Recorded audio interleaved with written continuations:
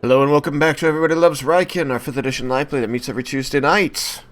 We were off last week, and it sounds like we'll be off next week, which is sad.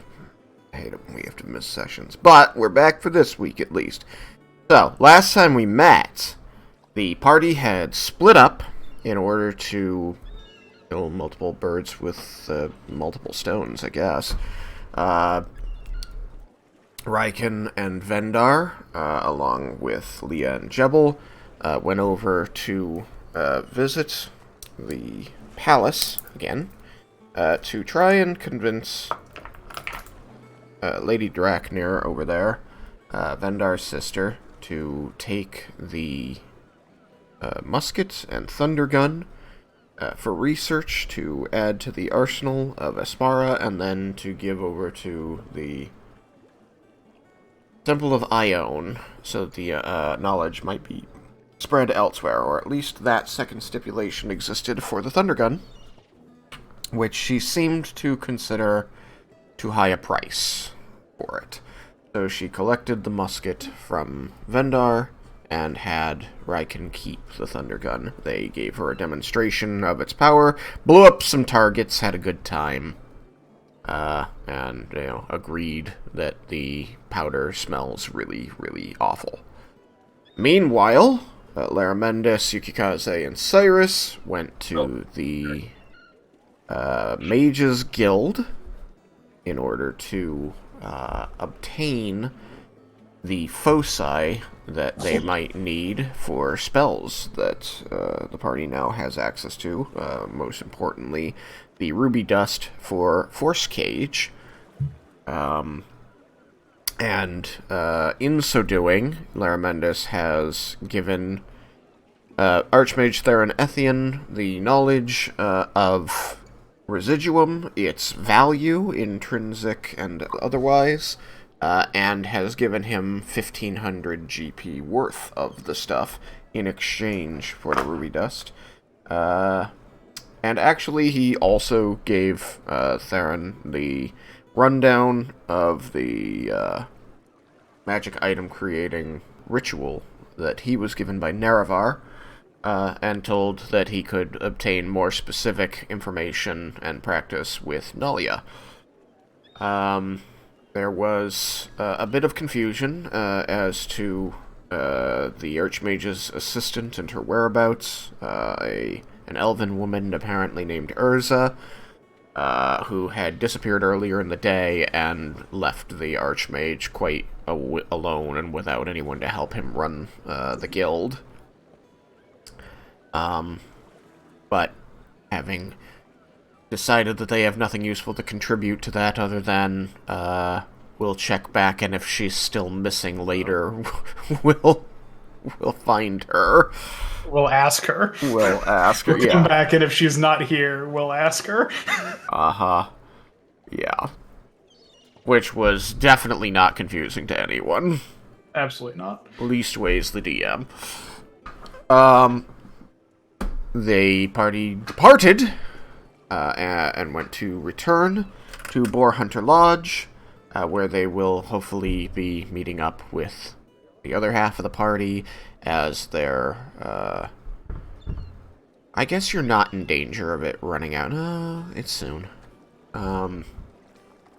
I think that You guys had we had run out by the time we. I know they had, because they had spent 2 hours doing things, but you had spent like an hour and a half-ish, so by the time you get back... Oh, yeah. It'll be out. It was an hour of lecturing, and then it was 10 minutes of casting, 10 minutes and then a little bit more talking, and then there's the walking. And you were a bit further off from Boar Hunter than the others were, as they were just across the Brilliant Plaza. So, you guys will get back to the lodge a little bit ahead of the others. You can use what's left of the telepathic bond to check in, and they'll simply tell you that they are finishing up with the musket business. So, with that, I will quickly... I'll put you guys... at least in the doorway. You can place yourselves inside if you so desire. Oh yeah, we finally got a Laramendus piece!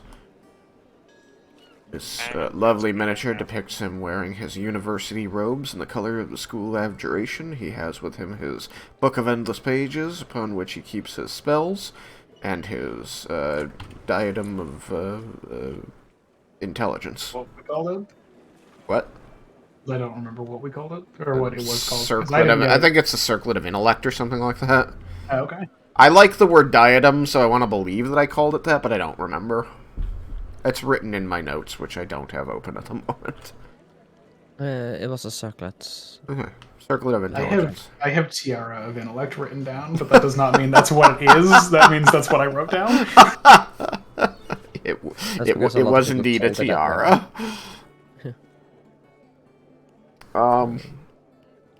Which is why I think I probably used the word diadem.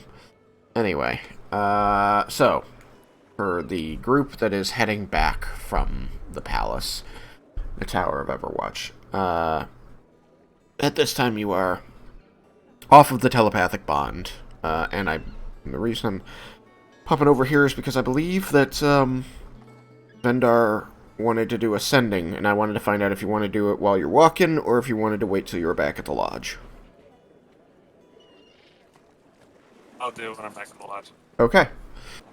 This room has become the base of operations, which is perfectly reasonable. Alright. So, you others from the Mages Guild waited, probably 10-15 minutes for them to show up after the spell ended. Probably 10 Makes minutes, sense. honestly. Not even that much. So you've just kind of settled into the room, and if there's anything you wanted to do ahead of them arriving, you may tell me now. Otherwise, you're just sort of getting a seat, pulling out a book, talking to each other. I don't know. I don't think there's anything specific that I needed to say. See, I think just general chit chat and things like that. Okay. Hmm. Look there. I don't remember what's that ambiance sets. Let's find out. Oh, no Cyrus. Eric's in the game. Yeah. Oh, you guys had left your tokens outside. I was surprised. I was doing some things, doing it beyond. I see. Alright, well, I moved everybody's tokens in.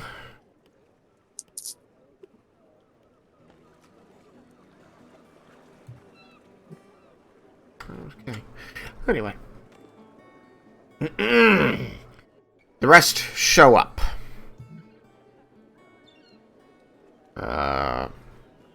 They come back. You can see that they have their bags of holding strapped at their belt or slung over their shoulder, but they're not bearing any other weapons, no wands, no swords or shields. And you can see the black tar grease from the pouches of powder from the musket, staining the hands and the little patches of the clothing for Raiken and Vendar as they walk in. The room begins to smell faintly of that sulfurous material. Did everything go well? It didn't go as you wanted. Lerman just nods. It's unfortunate, although unsurprising. You can see that Raiken is still holding the thunder gun. It is massive.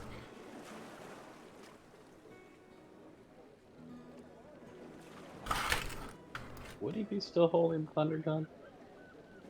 Unless you march up... Well, I mean, I guess you could put it in your bag of holding, actually. It's up to you. I bet a lot of people around town as he's coming back was wondering what the hell it was. Yeah, I Yeah, mean, nobody knows what it is. They honestly, like, you just get inquisitive looks. Nobody thinks it's a weapon. Yeah, Also, I think not he like a probably far walk to have a lot of people. Like, I think he would have put it in his bag of holding. Alright, then.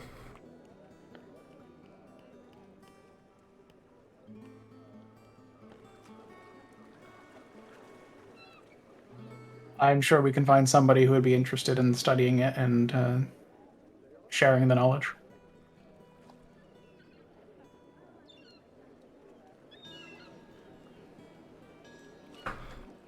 Lerma just turns to Jebel and says, is the crown making use of your uncle, or is that a thing that we might be able to tempt him with?" I don't know. First half, I don't know. They have people of their own that would be looking into this, but they said they tried to contact him. Understandable. I mean, if you want to contact him independently, I suppose that's an option available.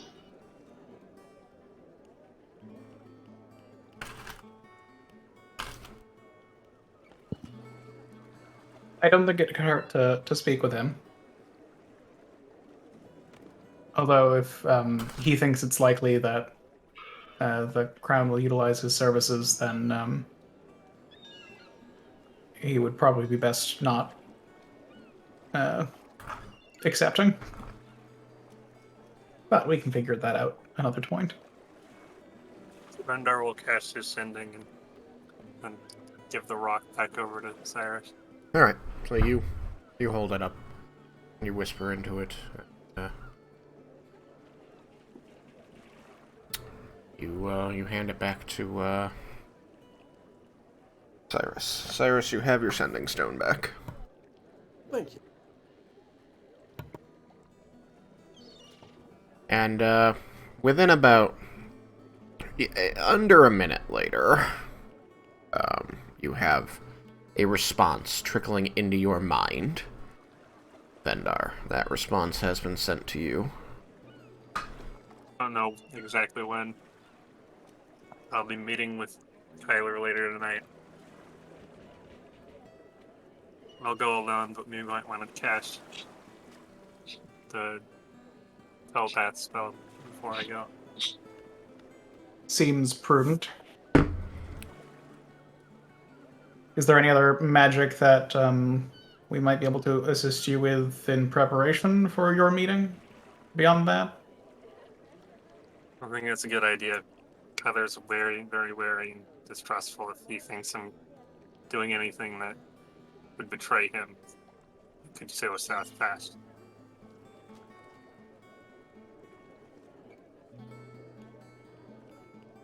Oh, I could give you a death ward.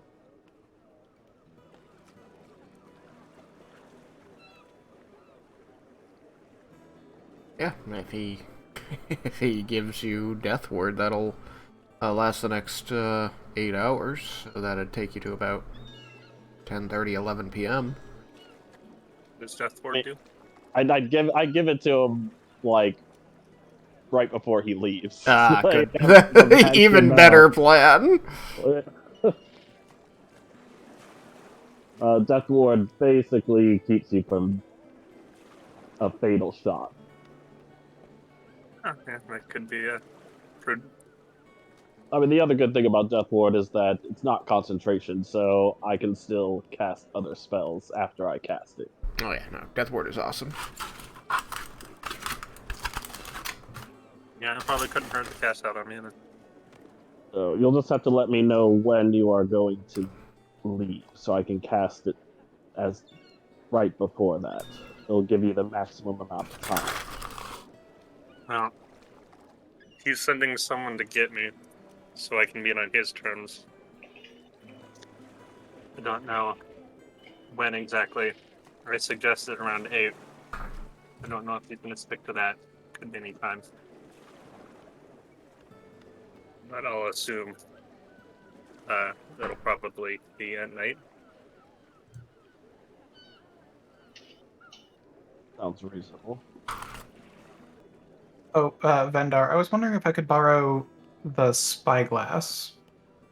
It seems that one of the mages from the guild had gone missing, and I figured that it might be a good idea for me to test out my spell by going there and seeing if we could talk to her before she left, so we could know where she went. All right. I will hand him the spyglass. Have the spyglass. Yes. You got the thing. You got the power.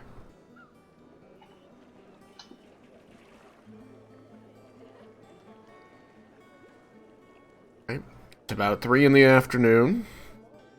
Dinner is a bit later on. You're in a capital city of the northern part of the continent, and it isn't Volinar.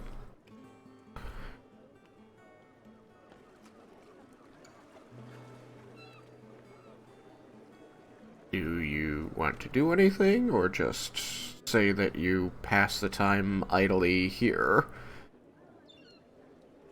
I have a question. You may ask. So, I'm from here. I would know the town. I'm from Aspar, and I spent a lot of time at Overwatch. Yep. Is there anybody I think I could get purple worm poison from? Ha! Well, there was the guy that you talked to, last night, I believe it was. Yeah. Yeah. That was, I wasn't in the program. I was trying to turn off the light. That was the halfling, I believe. Alden Cartwright. Found it. He's an alchemist, and may have it, no guarantees. You could always try and hit up the Assassin's Guild, who, poisons yeah, I are don't think that's a good idea. major part of their job.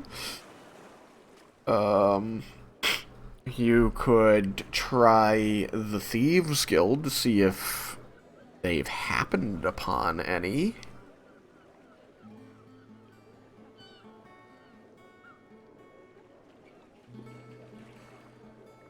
How likely do I think it is that Alden would have purple worm poison?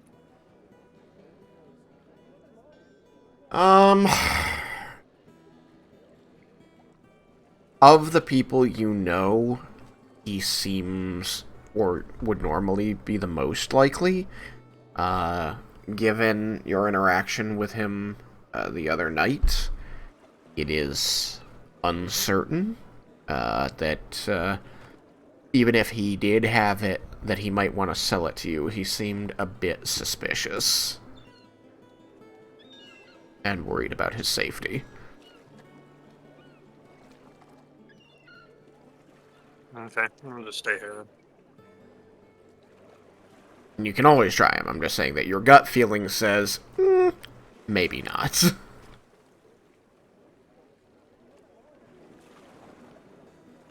Yeah, I'll just stay here. Okay. The rest of you, you're in a big city. There's people and places that you can potentially go. Oh, actually, I do want to, I want to try to find out what happened to Andros. So I wanted to see if I could find one of his men who Okay. might know what happened to him on the battlefield. Right. I guess I'll just ask. Where do you think that you should start that search? Well, I know that the Draknir military has been merged with the Sparran one since. So I'll probably go look in barracks, maybe. Okay. You may do that. Are you going to tell the party that's what you're doing, or are you just going to, like, walk out? I'll tell the party that's what I'm doing. Okay. Then, party, you know that Vendar has a plan for how he wants to spend the next little while. Any of you have any ideas what you would like to do, or...? I assume that there's a Temple of Ioun somewhere in the city, even if it's a small one. Yes. So Lar would probably go and spend time there. Okay. Cool. You said it was 3 now, so he would say that he'll be back in probably 2.5 hours to make sure that he can be back here to be able to cast the spell before it'll be needed. Okay. Get in before sunset. Yeah. Are you trying to tell me that you believe that these people who tend to operate in darkness might only show up after the sun has set? I mean, Vendar had said like 8. Or sometime in the night, so... That was what I was going off of, not specifically thinking about it being dark or anything. I will point out that Vendar, while he might have said that he had suggested 8, I believe you told them that, yes? Yeah. Your response was, I will send someone to get you, but you were not given a time.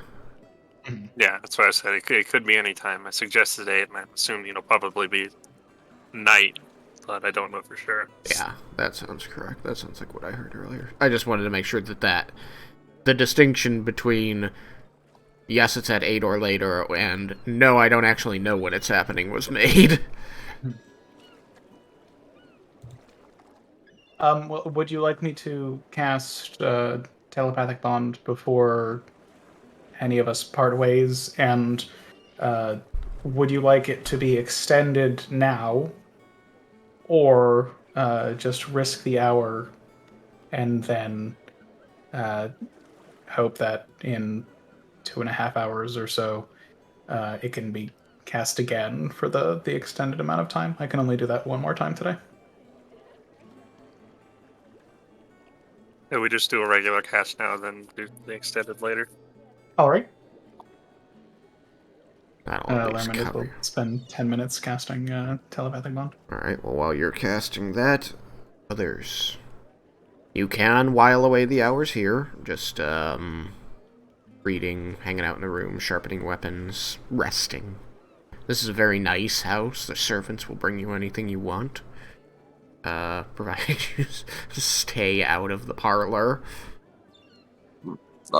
Vendar. Yeah. This is your city. Do you know if there's a good place for knowledge? Like Temple of Ioun. Well, each Ioun has everything, doesn't it, Larry Mendes? Or would different branches have different tomes to what they have access to at the time? Laramendes had stated that he was going to the Temple of Ioun for 2.5 hours. Well, that's why. After leaving here. Well, that's what I'm asking. It's like, is each branch different to an extent with the knowledge that is access to it at any given time, or is it pretty much identical? It will not be identical. Some cities will have larger temples and so be able to store more knowledge.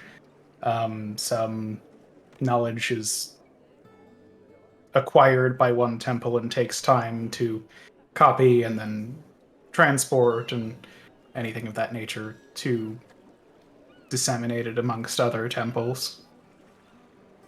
Well, I think I might join you then, because you guys have your magic and stuff. I have my mind as my power, and I'm gonna probably do some more research on, see if there's any other tomes about gods disappearing or changes of gods in the world, and also maybe some more battle tactics.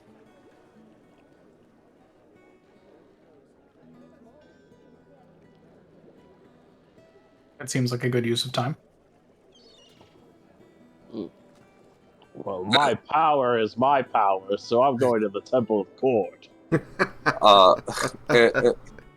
And Vendar, is there any other large areas of information that might not be at the Temple of Ioun that you might know of? Tristan, is there like a library or something? In The Temple of Ioun generally is the library. Library. Okay.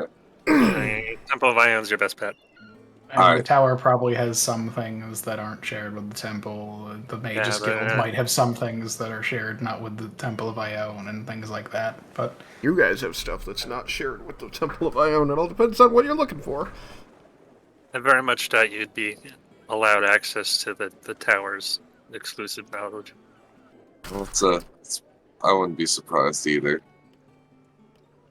Alright. Maybe once I've made amends with my sister, but until then. Alright. Well, thank you for the info, Vendar. And Larmendus, like I said, I'll accompany you. Okay. everyone else too. If someone wants to come with me, that might be a good idea. If I'm alone, that might prompt Kyler to send someone faster.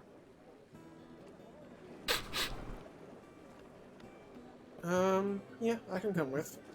I can come. My urchin skills can come in handy. Alright. You two will come with me. Ready. These three here. Whoops. Wait, not you. I You. gotta use I'll be right back. I gotta use the bathroom. Sure. It'll be fun. Last time we split up and were lurking around the city, we were captured by Dusty. Wonder what colorful characters we'll find this time. I mean, technically, the last time we split up to walk around the city was like an hour ago. Well, you know what I mean. Like lurking, looking for shady people.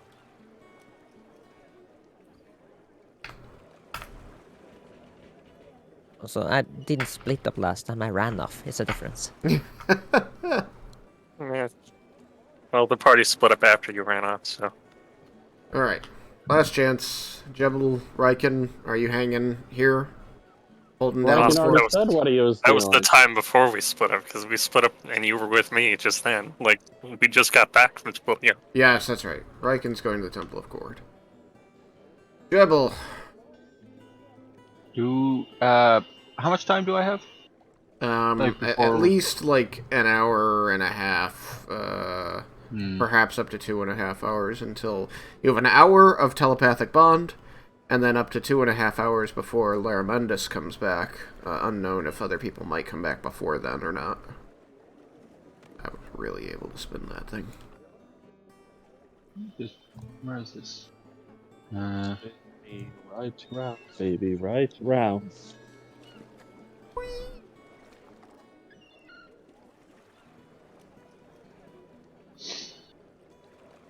What? How much of the city have I seen? Let me think about that for a second. Let's see. Prior to coming here now, the last time the party was in the city was after stopping the war with Bromdor, because then you went out to Jebel front hasn't been case. here with the party. I didn't think so. I was double checking that. I was getting my time But right. he's from a nearby area. Yes, you are from this country, and your people are the forest gnomes, but you have relatives who are rock gnomes.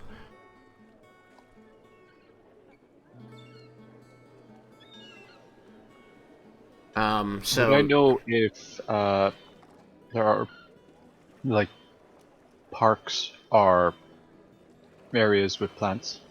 Yeah, there are those, a bit here and there. The island itself is pretty well developed, given that they had a, air quotes, limited area to expand to. You know, they had hard borders, so they have been very efficient in their use of it.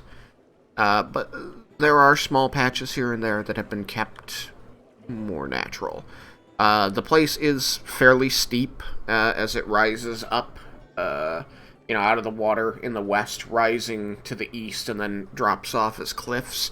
And that's where the tiers comes from, is that it kind of goes down, steeper slopes with switchback roads, and houses are around the roads, buildings. So it's very well developed, but there are more natural areas. Probably the most natural would be if you went past the palace to the cliffs where Leah hung out the other night. Because I just want to see if I can find, components for potions.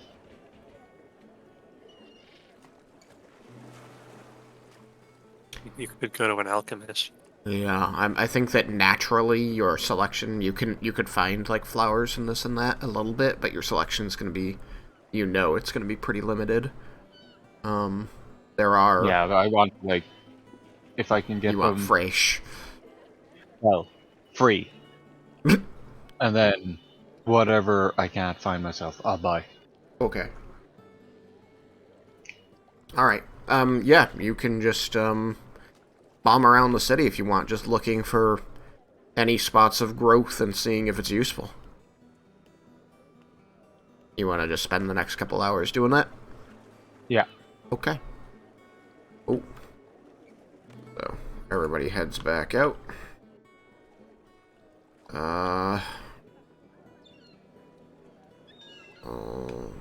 And I will let people know that that's what I'm doing.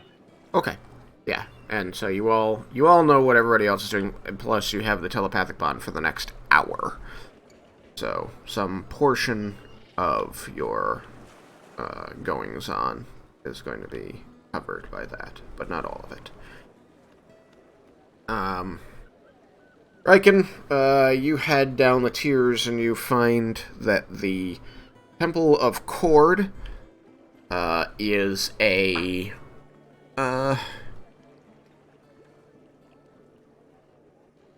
well, you ask around about it, and you find that there is a public Temple of Cord that is down in the Harbor District, so down in the lowest tier, physically lowest, near where the docks are. And this is a small wooden dojo, very pirate bar kind of feel to the look of the place from the outside.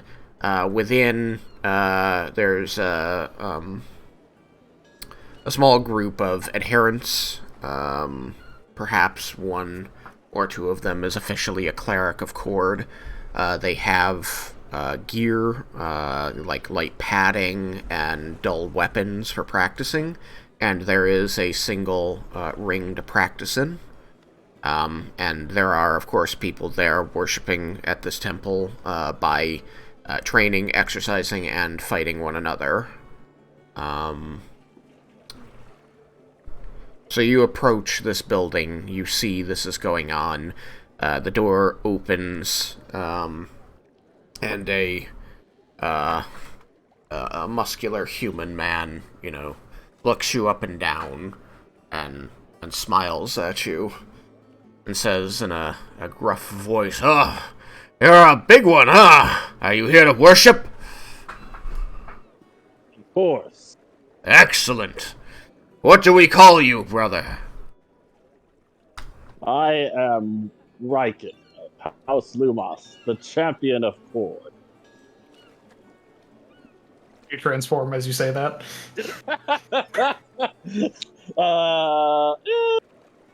No, not yet. He wants to gauge their reactions when he says it without transforming. So the guy, you give your name, and you kind of see him take in breath as if to, dive into a welcome using your name, and then you go on, and you kind of see that, welcoming smile slip into kind of a a gauging smirk, and then you get through the Champion of Chord part, and you see that the smile is entirely gone, and he seems to be, like, gauging whether or not he believes you. Believes the words coming from you.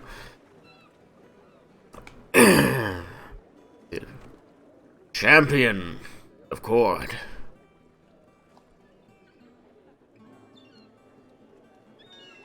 Raiken.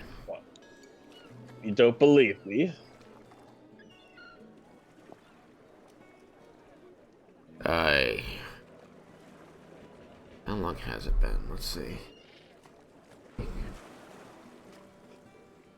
It has not been that long. 3 weeks. No, it's been about a month. I'd say a month's not that long, though. No. It is it's a big world. But, you know, temples might have the ability to talk. It's also been, 2 weeks since you announced yourself at Tuka, which, you know, is a big city, a trade hub. I'm not sure what to think of that statement, brother, but, it certainly is arrogant, actually. You should prove it in the ring. Oh. I thought you'd never ask. And he, like, you're a dragonborn. You're 7 feet tall and very muscular, and he still, like, grabs you, around the arm by your elbow, and he is not small himself, but he is shorter than you, and he like tugs you into the building, obviously not pulling you against your will, but leading. And do you allow him to do so? Oh, of course. Okay. Raiken's not going to back down, but he's not going to resist at all. He leads you out into the middle of this sand pit that you can see they've there's a band of iron sticking up out of the sand, forming a ring. And he leads you over the threshold of this ring, and across it. And he just sort of like, he points at where you stop, puts in his hands like, yeah, right there. Then he turns, and he says, "Hey, guys! This Dragonborn says he's the champion of Chord. I say we test his mettle. Maybe we're meant to be champions of Chord." And there is a whooping from around this training facility. You can see that there are people, running laps around its small interior. There are people lifting weights, or people holding targets for each other to be throwing punches and kicks at. And all of them have stopped and are looking over. You see that the area that you're in is open to the sky, and sunlight is pouring down in on you, casting the rest of the area in a bit of shadow around you.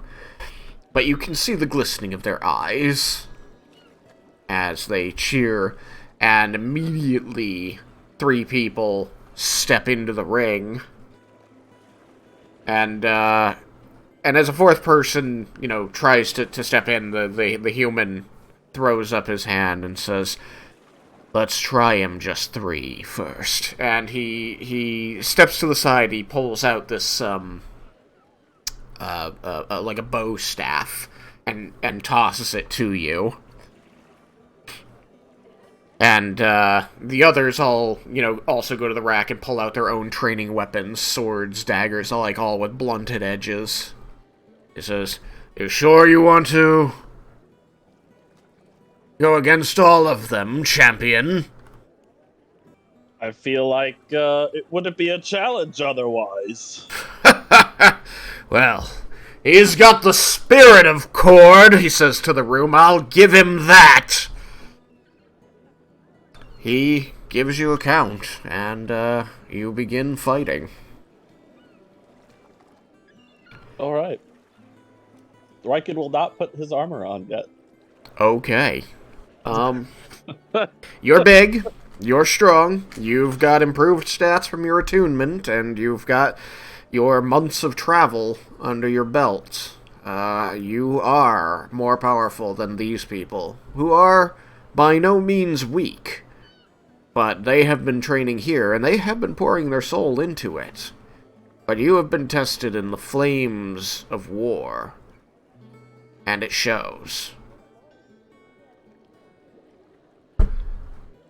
Even without your armor, even against 3 toned and strong opponents, you dominate.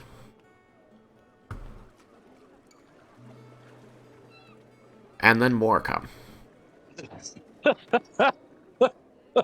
The others accept their defeat and drag their bruises out of the ring, and you are challenged by 5, and it is against the 5 that you begin to waver. They're all, like I said, toned and strong and trained. And now they outnumber you greatly, so they begin to employ tactics that you simply cannot fight alone. Okay. At this point, when Raiken realizes, like after they've started using some tactics against him, he will kind of try to like jump away to get a little bit of space, and he'll smirk at them and he'll say, "I commend your spirit and fighting prowess. I was hoping that I wouldn't have to bring this out, but perhaps this will truly prove that I'm the champion of Cord, while also showing you my respect of how well you fight." There's just a chortle that goes around the room, and you see several people kind of put up their hands in front of their faces so that they are blocking the lower half of your body from their own vision.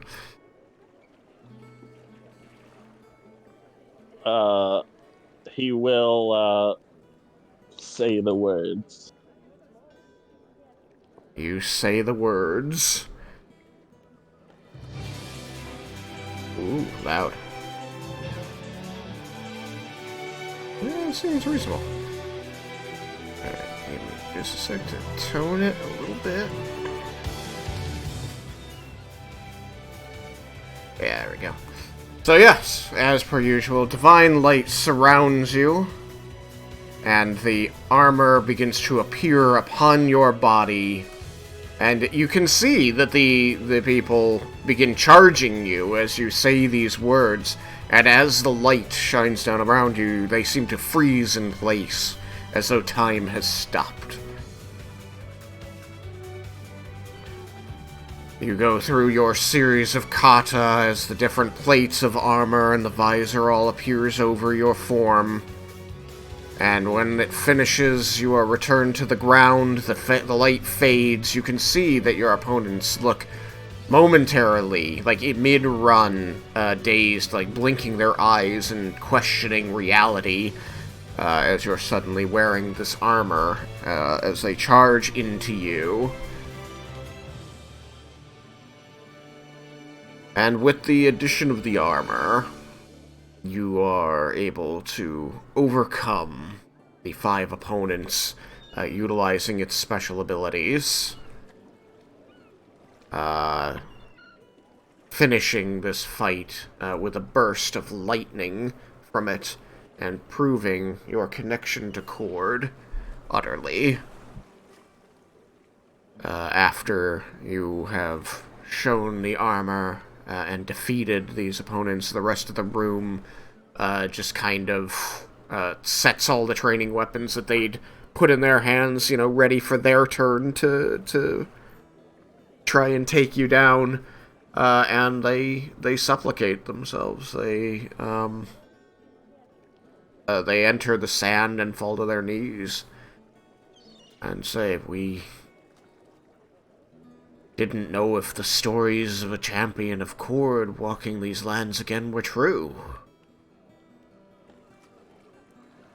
Well, sometimes you need to see it to believe it. This is the armor of Cord. Perhaps you heard of rumors from Tuka. That was me. And I visit you here today to give you the confidence and strength that Cord has given me.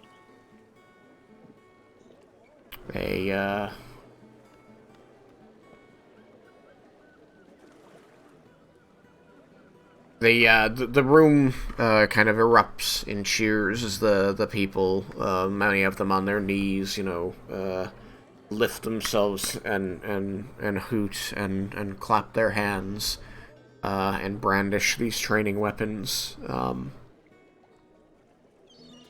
in a joy at hearing this. And among them, you notice a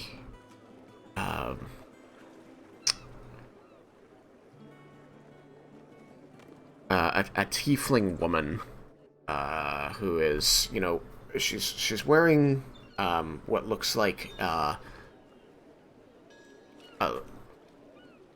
I want to call it a sparring gi, like light clothing tied with a belt, short sleeves. The pants are loose around the legs, and you can see that she's got this light blue skin and these horns that curl back and then wave out and then in around the back of her head. And she has her arms folded as she listens. And as the rest of the room cheers, you notice her because she unfolds her arms and begins stalking forward. And the whiteness of her outfit, begins to catch in the light as she enters the open part of it. And she reaches out, her blue-skinned hand, pointed nails, toward the cuirass of your armor. And she does so slowly enough that you could react if you desired to prevent her touching you. Can I perceive if there's any ill will or anything? You haven't noticed her casting any spell at this point, if that's what you're worried about. You don't see any glow of magic in her hand. You don't know how she is trained, so it's possible that she could be using some fighting style and is just trying to get in close enough to make contact with you that you're unaware of. She did seem... the expression on her face was different from the others, who are all openly joyful. She seemed a bit quizzical, or even skeptical. Okay, so she's reaching a hand towards me? Yes, it looks like she intends to touch the armor. I think, if Raiken sees her in time... Yeah, you do. I think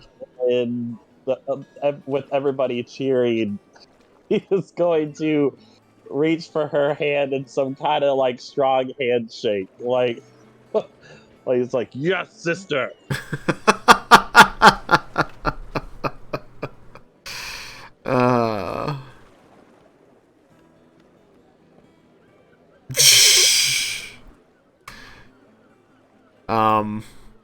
You intercept her hand as she moves towards you. And you do this, and under the roar of the crowd around you, you kind of like lift her hand up, and she looks a bit like her eyes go a bit wild and confused for a moment, but she allows this movement to draw her in closer, and she shouts something at your ear, having to shout because of the shouting going on around her, and you make out that she is asking, "But where did you get it?" You would do this. Oh, I hate you, Tristan.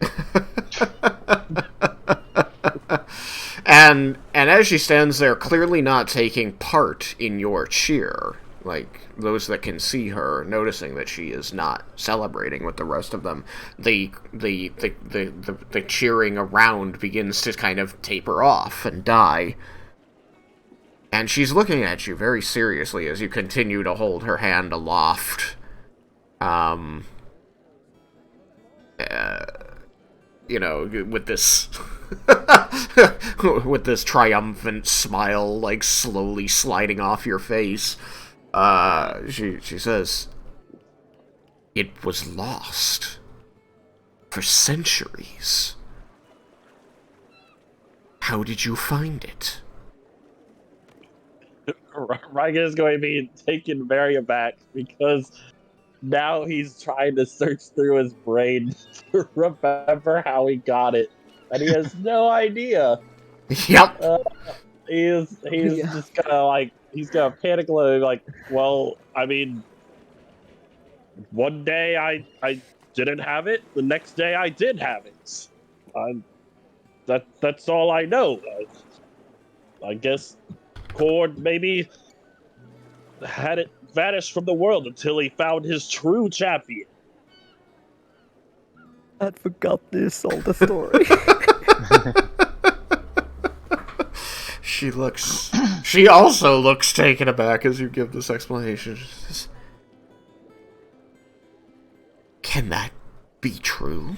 That for so long, no one was worthy of Cord? None of us?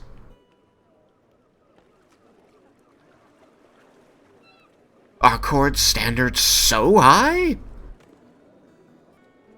She does not seem to disbelieve you. She seems to be taking you at your word. Maybe so. I was blessed to receive this armor, but that does not mean that the possibility of Champion of Cord is out of your reach. All of you just must continue to strive, continue to work, put all of your blood, sweat, and tears into the teachings of Cord. And I think that you have a chance to reach it. You see her eyes travel down as she's thinking things through, before her mouth begins to move, and she says, "Champion Raiken, I do not doubt your worthiness of Lord's favor, especially after witnessing your bouts. I simply am not certain what to do with the information that for so long Amaranta produced no one of your caliber." Well, we don't. I don't know if we'll ever understand completely what his thoughts and all of that, but that's part of his greatness, is that he is so much higher than us, and that we must continue to strive in his name. You feel a tug as she tries God damn to it, take Sam. her hand back. Do you release her? Yes. You see that she still, like, she's not holding eye contact with you, as she seems to be clearly, thinking, having a lot of thoughts that are pulling her mentally out of the space with you. So she gets her hand back, and you see she just sort of clasps it with the other one in front of her as her eyes are moving around but not focusing. And finally, one of the others in the room, the half-elf, kind of raises their hand, like almost hoping to be called upon, and after a moment, when obviously no one calls on them, they say, Didn't the temples get together to hire someone to look for it?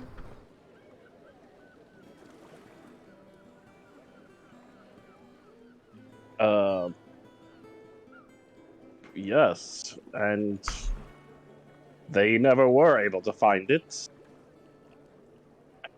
Character rude.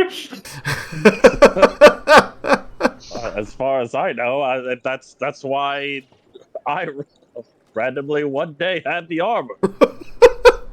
Randomly. What?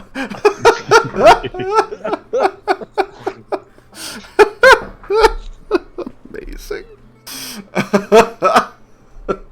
They don't know that, Sam.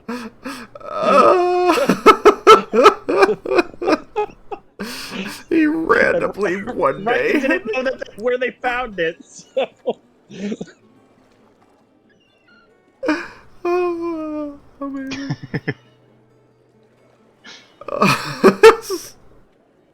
You had it, and then an angel came down the next day and was like, "Yep, you the guy now. Yep, Bye." There you go. You're a champion of court. Good luck. He does remember all of the time we spent looking for it. He just doesn't remember actually finding it. Or the place where it was. So, Yeah. so you can't say that they found where the place was. Like, does he remember that we were going to this place to find it, or does he completely lost all memory of that, of Carlin? That's a good question, because I imagine, like, every time Garland was mentioned, it's like... A whooshing noise. Yeah, it's like blurred out.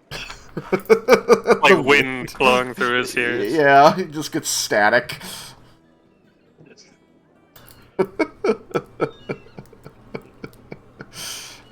Yeah, you gave up the whole story of Garland, so you know that you were in the desert, and you know that you were getting close to where it was supposed to be, and then the next thing you know, you had it.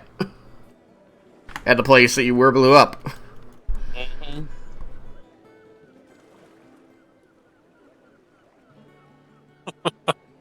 But yeah, you gave up a lot of the specific knowledge about it, including its location, the events that immediately preceded getting it, including everything to do with the Lich.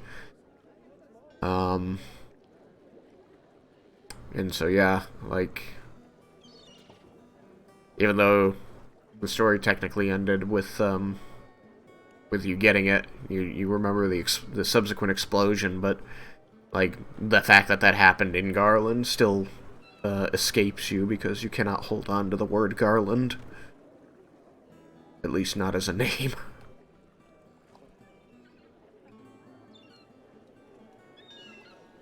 So no, I think you've got it right. I think you've got the right of it, Alex.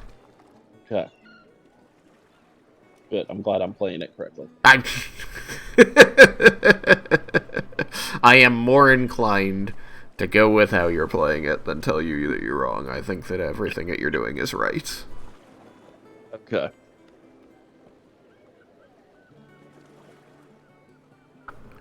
So, yeah, she does not seem entirely satisfied, but I don't know that there's anything that you can say to make it better. Probably not, because he's already said multiple times to just keep striving forward and keep working, and it hasn't. Yeah. It hasn't been working.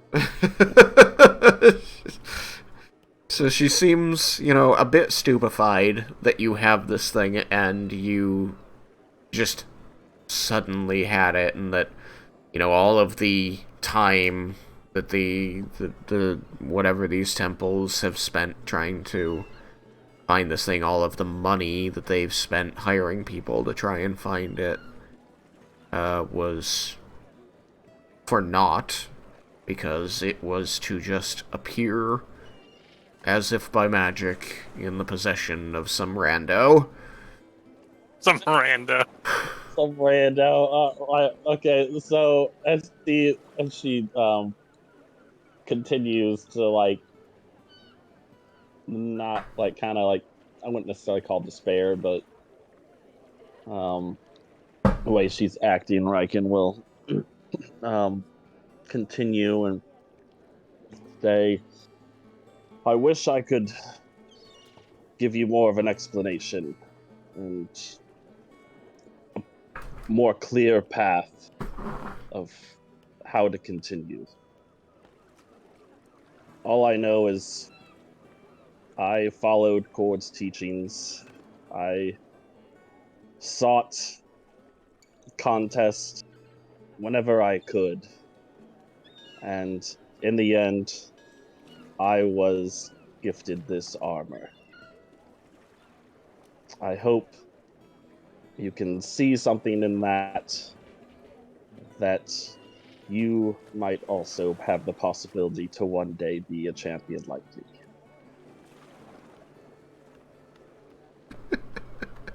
At that last, she finally lets her eyes return and focus on yours. And she shakes her head a moment and says, I will consult. I will pray to Cord for guidance. I will find the way through this. For now, champion, if you would, continue to give my people, she says, gesturing around the room briefly with a hand, challenges that please Cord.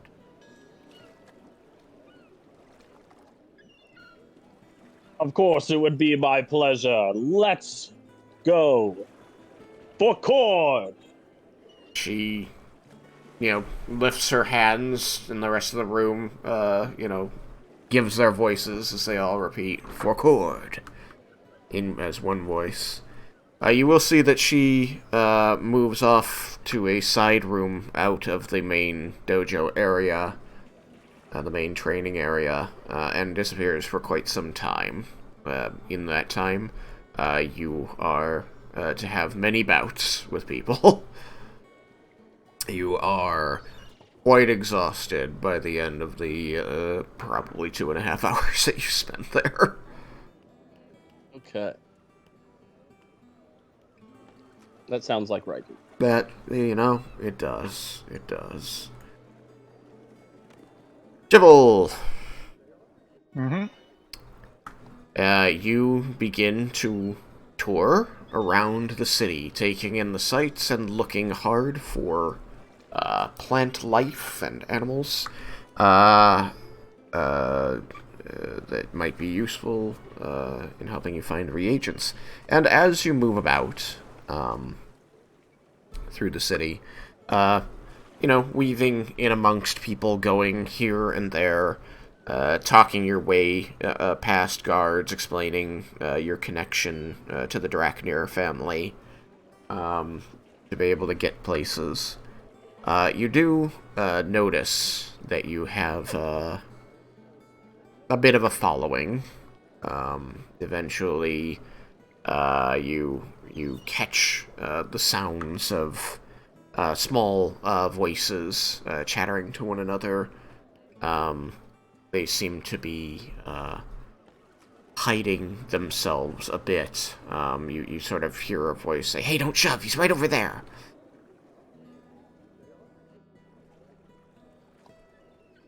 As you are examining some flowers and determining that these particular ones will not be useful to you.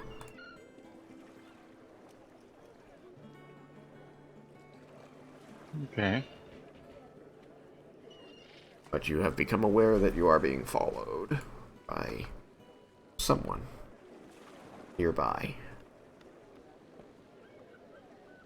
When I hear animals speaking, do I recognize that they're not speaking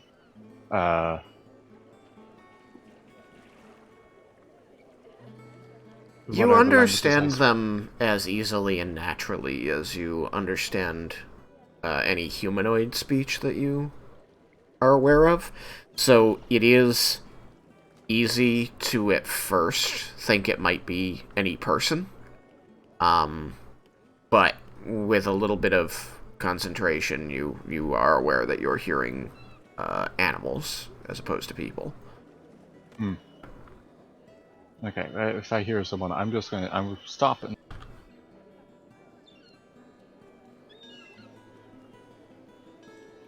You stop and? Look around. A cursory glance around. You don't see anything or anyone, just from where you are. And I continue on my way. Now more aware, you do quickly notice the sound of feet against the flagstones behind you. Notably, you hear the little click of toe claws. Go close. Alright, and then I'm stopping and looking around again. Okay. This time you stop quickly while you're hearing the toe claws and look around, and you see a corgi dog like take one more step and then stop like statue still. You know, just as it seems to be following you about 10 feet back. The crowd of people is just sort of, you know, going about their day. One or two people kind of stop and notice the dog standing stuck still a little unnaturally, but they keep going. Is there like an alleyway around? Yeah, plenty. Yeah, I just kind of turn around and not quickly, but just turn down the nearest alleyway. And then hide. Hide behind something. Amazing. As you turn around and begin heading down this alleyway quickly, you hear, "Sheesh, that was close, he almost saw me!" And then you hear a second voice go, "Wait, where did he go?" And you hear the toe claws again, patting against the ground rapidly, and you hear, "I think he went this way." You see that same corgi enter the alley. It appears to have a collar on its neck, and it is looking around. It's sniffing. It begins sniffing at everything. And again, you hear, "Yeah, he definitely came this way." She, like, this dog goes past where you're hiding and then sniffs the ground and goes, "Hold on. I don't..." She turns around and kind of comes back. "I think he's still here. I lost him otherwise." And she begins, like, snuffing, like, closer and closer to you. She's like, "Maybe he went here?" And you hear the other voice going, "Well, I don't see anything. I can't taste him." Where can I tell, like, where the other voice is coming from? What's your passive? What is it? Um, 20. Passive perception is 20. At first, no. But as this dog gets closer and closer to you, and you've got, like, she's very clearly following her nose, but you've got, like, a little peephole that you're looking through, in your hiding place. I imagine you didn't change shape, you just hid physically. Is that correct? Yeah. Okay. You've got your little people. You notice that, the collar on her neck is, moving more than it should. And that it is not a collar at all, but actually a garter snake wrapped around her neck.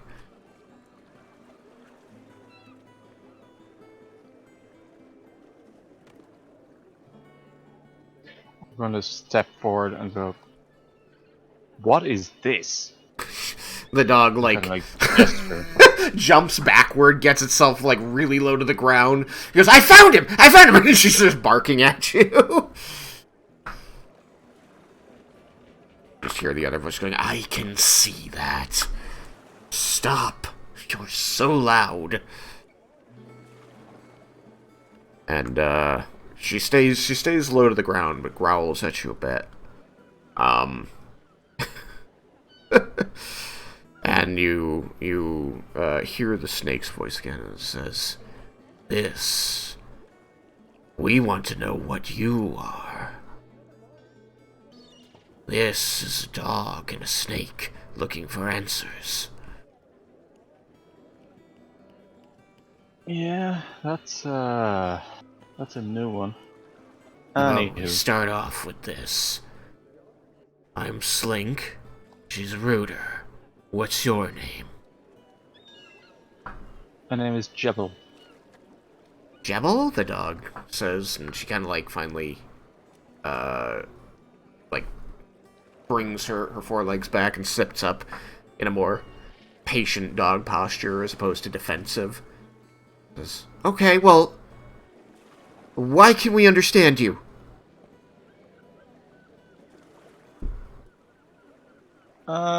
Well, I am what you might refer to as a druid. Basically, I'm one of the other races. And I kind of gesture down the end of the alleyway. Anyone who's walking by, I say, we are tasked with the protection of nature, which includes you. The snake says, yes, I am aware of the stories, the legends. So you're really one of them. I'm really one of them. The dog looks a little confused, but the snake carries on. And what are you doing here? In the alleyway or in the city? The city. There aren't as many of us around. I have only a few. But the birds I don't eat. They tell of vast expanses, places without. And then you see the snake, still wrapped around the dog's neck bodily, but its head, free moving, drifts and looks down the alleyway. 3 of them. Are you here to take us there? No, I think we're here for a wedding. Or we were here for a wedding. The wedding's over now. Then why did you call us? I didn't. The dog and the snake seem to exchange kind of a glance as the snake's head drifts up into the eye line of the dog. And, Rudy says, but we felt you. Like a pull. Like a weird like a howl, you know? And you just can't resist it. You just gotta... And she kind of, like, starts howling in front of you. Nah, you just pull a hand. Okay, that's fine. You see the snake, like, shaking its head. Like, what? It is. Like that. I don't fully understand that myself. It's it might be a higher druid thing, but nobody's. I don't think anyone's.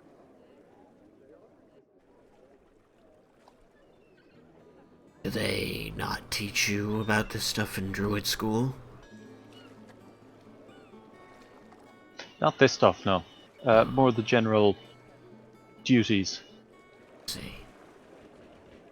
Well, we're here. Can we help you? Maybe?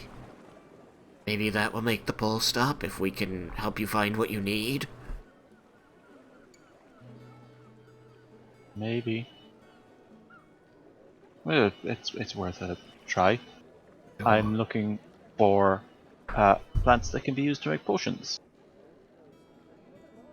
That was a lot of words. You're looking for plants. Okay. Yeah, but specific plants.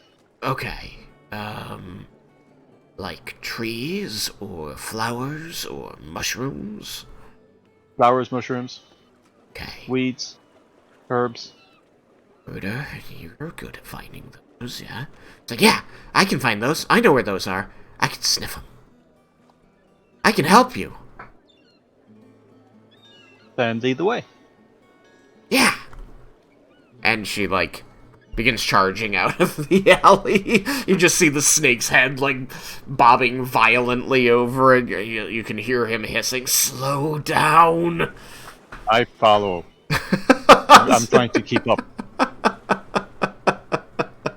She goes, like, for a while. Like, you're chasing her for, you know, a minute and a half, 2 minutes of just running through this thing. Finally, she, like, stops. And she's panting. And the snake is kind of, like, sagged off. He goes, "Do you even know what you're looking for?" And she stops and she looks around. She sniffs the ground. She goes, "No."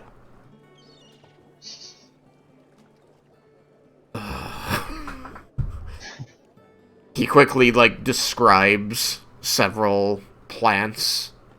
And she goes, "Oh! I know where those are!" And she begins trotting back the way you came. And I follow.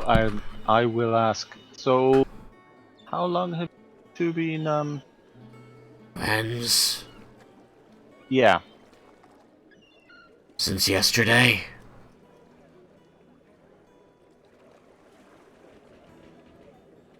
Not a long time. We both got the call, so we started hanging out. Took a while Fair to enough. find you. Had time to learn about each other. Plus, she's good at finding food I like. She does begin finding the plants you're looking for, by the way. Yeah, while you're having the conversation with Slink. Excellent. How about you? How long have you been a druid? How long has it been? It's been about It's been about a year. Oh, Year and a bit. well, not long for you either. I had about 2 years of training before that. Oh. Well, I don't know all the things that go into that, but I imagine that should make life better for a lot of us. Right? Hopefully. So what are you gonna change around here? Uh, Are you gonna bring more rats?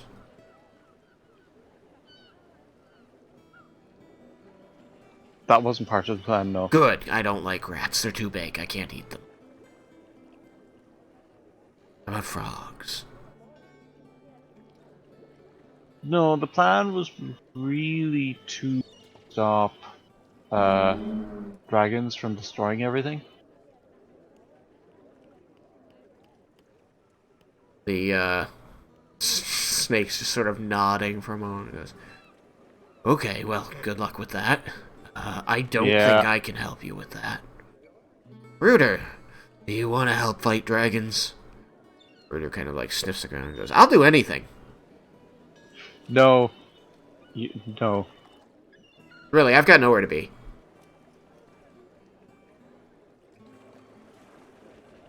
I appreciate it, but no. Oh? Okay. She kind of like digs in the ground and pulls up some piece of fungus and goes, here, I think this is what you want. Snake looks at it and goes, yeah, that looks right. I kind of look between them and I was just like, I think I'll determine what looks. I look at it. Yeah, it looks right. Looks like one of the things you need. Excellent. Goes into a pouch. It goes straight into a pouch. And things kind of carry on like this, as they help you, find these plants and just sort of ask you, vaguely, like, about what it is to be a druid and, how you want to help them. Often, trying to lead you toward, making food easier for them to get. Is where they try to lead you with a lot of these. But they do get you quite a few viable reagents. Not everything Rooter finds is right, but a lot is. Excellent. So you're able to get a lot of what you need. And once you feel satisfied by this, they seem to kind of look around and go, oh, yeah, that did work. Feel a lot better now.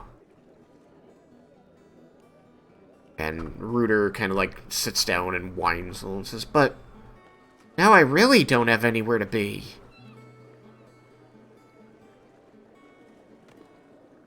Hey, Jebel. Mm-hmm. What about those dragons? They're big. Very big. Okay, can I chase them?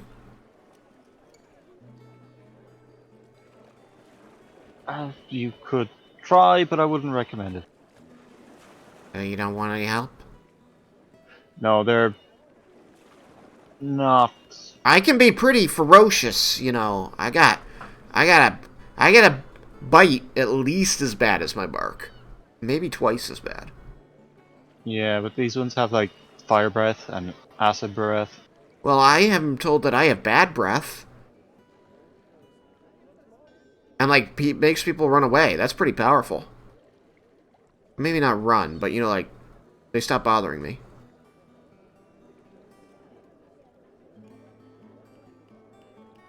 If she could waggle her eyebrows, you feel like she would be.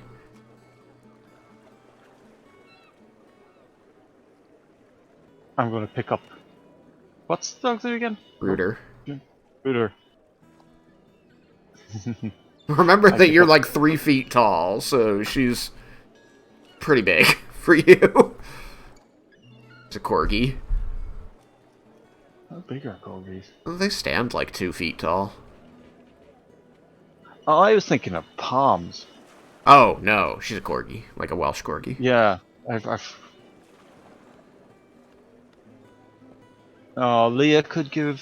She's got the big old butt. What's the sprite's name? Lorelei. Lorelei could use Rooter as a mount. Oh yeah, definitely. She seems excited. You don't have to take her, but she seems to want to go. Yeah, I'm just gonna say, okay, come with me. I'm heading back to the inn. Yeah! She's like hopping around, like, yeah! Like you've got a stick that you want her to fetch. She's really excited. She follows you. And, Slink just kind of goes, well, I feel fulfilled. I'm out. I'm not fighting any of my kin. I've met others. They're bad news. And you see him just kind of, like, slap onto the flags and start slithering off into, like, through some fence posts. See you around, Jebble. Sure. I wasn't asking you to fight dragons. You do you. Good luck. You too. So, you have a dog. I'm sure Leo will be ecstatic. Dog is super excited because, as she said, she's got nowhere to be. Okay. So I just look and I go, so what? Are you stray or did you run away from someplace? Well, I don't really know exactly between those two. I didn't run anywhere. The people just didn't really want me. So, you know, they were just like, bye. But, you know, other people are pretty nice, and they'll give me food. Or, Yeah, you we'll see if know, we can do anything about that. I make friends with people like Slink. And, well, he doesn't really get me food, but I can help get him food, and he was nice to talk to for a day.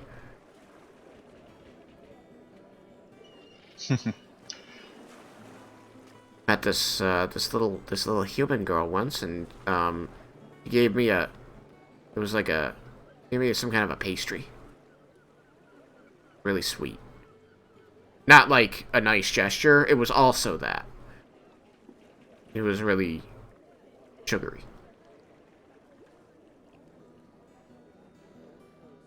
No, we'll see what we can do. You have any pastries? Uh, Because I would roll over for a pastry. not on me, no. What meat? Sorry. And a meat? I don't. I don't just- eat meat. Oh. Well. Is it okay if I do? You do you. That's fine.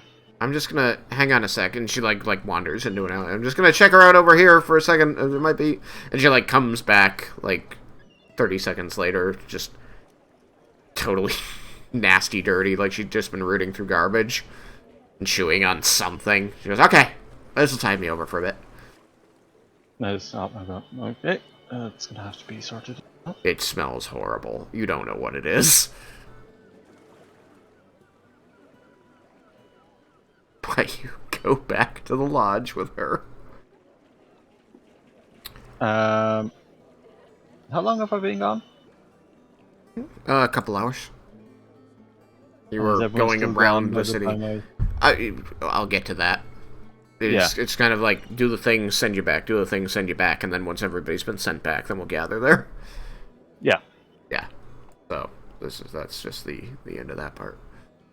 One of my... Where's my... In my inventory... What reagents do I have? For the... We'll say that because you accepted the help of the dog, you have reagents enough to make, like, four potions. We'll get the... I don't know the exact details on it off the top of my head, so we'll have to take a look at it. Okay. I'll Delay just it. say...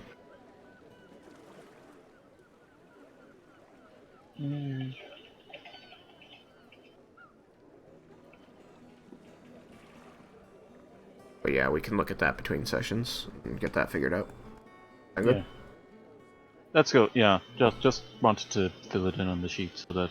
Yeah, I don't know off the top of my head, like, how that should be stated to be properly what I want. So we'll just need to look at it that's together real quick. Alright, I want to...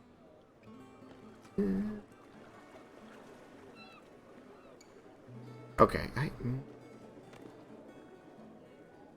let's do the library, because I feel like that'll be shorter, and then leave the remaining time to the brother search, the brother info search. Seems reasonable to me. Alright, so Because Yuki... yeah, I don't think this will be long. Yeah, Yuki Kaze, Laramendus. You head down through the tiers, away from the Brilliant Plaza, until you locate the Temple of Ioun, which is, a building about the size of the Mages Guild, so relatively small, but, in floor plan, but 2 stories high, and, you enter, and the whole place is, like, books and chairs and cushions. There are people, just in ordinary street clothes, perusing, and you do see, upon entry, one person, wearing the blue robes of Ioun, moving about, checking on people. And as the door opens, they look over. It is this a dwarf, a dwarven man, looks over in these robes and says, welcome to the library. What kind of knowledge can a servant of Ioun interest you in today? No, this is in front of both me and Lara Mendes, right? Indeed, you both enter together. Unless you wanted to go in, before or after me by a certain amount of time. That would be weird, but, you do you. No. I'll be nice to you. Well, for me, good sir, I am looking to do some study. And there's a few subjects that I would like some assistance locating. For my companion, I actually forgot what you were here for. I'll look at this. I've gained some knowledge during my travels that I've shared with, partially shared with the Temple of Ioun and Tuka, and I just wanted to make sure that I could have the opportunity to share things more broadly. He says, his eyes falling on the dimly glowing ashes. You're one of our scholars in the field. Indeed. Excellent. Well, you're more than welcome here. And you, sir, he says, craning back to look up into the Dragonborn's face, you have come to the right place, and I can take you to the knowledge you seek. Provided we have it. Thank you. Alright, well, he turns back and says, Scholar, let me get your friends settled first, because I think you and I are probably going to want to chat for a bit. I think so, too. Alright. Feel free to follow along, of course. You're friends, right?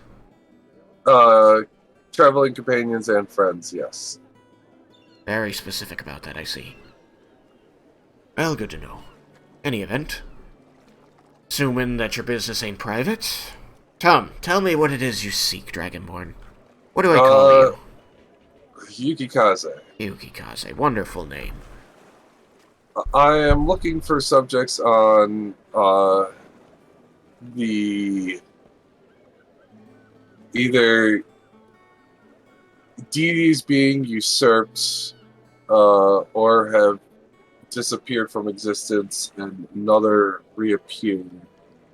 The possibility, if there's any literature on a deity dying and the after effects of such thing, whether it be a calamity or any bit of information, and the possibilities of deities on the material plane. Not exactly looking for the light stuff, are you? No, sir. Well, let's see what we have. I know I can at least help you with the first part. We've got some books on...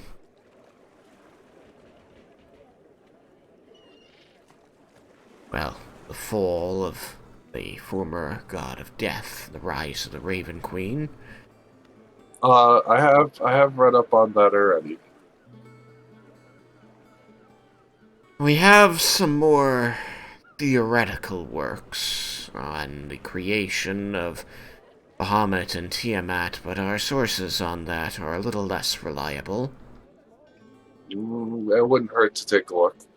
Very good.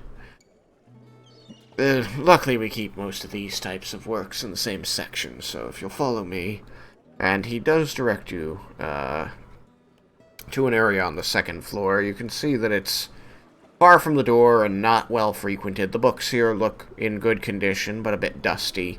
It doesn't seem to be an area of knowledge that is terribly well traveled. There's not many, probably about 10 with any reliable information in them. The rest are whatever we could get our hands on, but most of it's impossible to vet, honestly. So much of it is theoretical work on eons past. Well, any bit of information might exercise the mind in thinking a different way. So he pulls down 3 books and says, "This one's a primer on deific theory." Again, I don't know how you feel about theory. It's not history. But what it takes to be, where power comes from, those sorts of things, beliefs of how gods die. Highly theoretical. okay. This one he places on top of it. This one, again, you said you studied it, but it is the only really historical book I have, which talks about the rise of the Raven Queen. I can still use it as reference while I'm working or looking at the theories. As he sets it down, you do see that the title is called The Death Wars. Was that different from the one I read before? Yes. Okay. Actually, I might not have read this one. Well, excellent. And then this last one that I can recommend is all about the sundering of Io and the creation of Bahamut and Tiamat, but again, highly theoretical. Okay. And after this, I would like to just tell me what section I can look into about single combat strategies and battle theory. Yes, and he points across the room. He says, "I think we've got a couple books on that." He leads you over there and pulls down 2 books there. Battlefields and Tactics. And then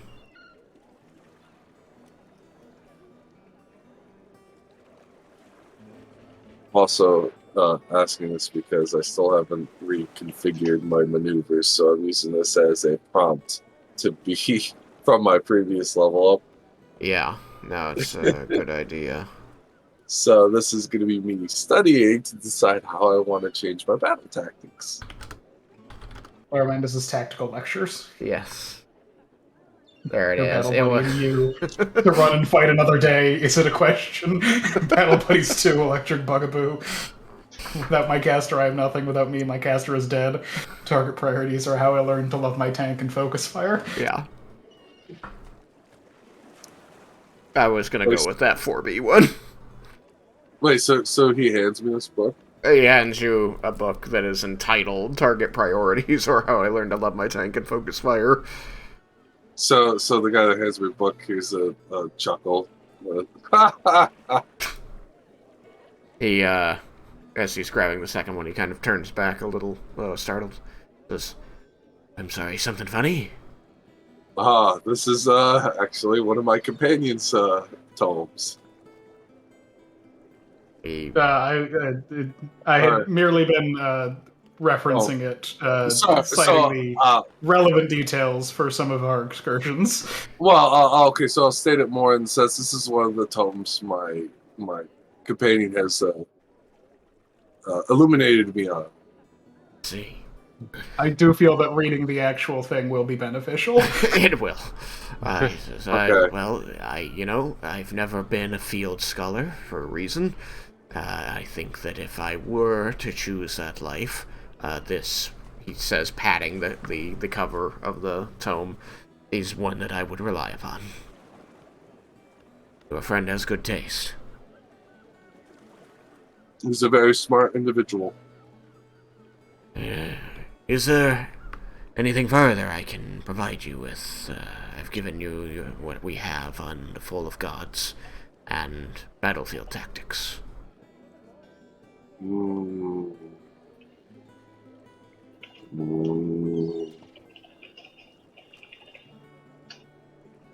I just imagine that Yukikaze is in fact thinking it over and making these noises, and he's just sort of looking over at Laramendos like, is this normal?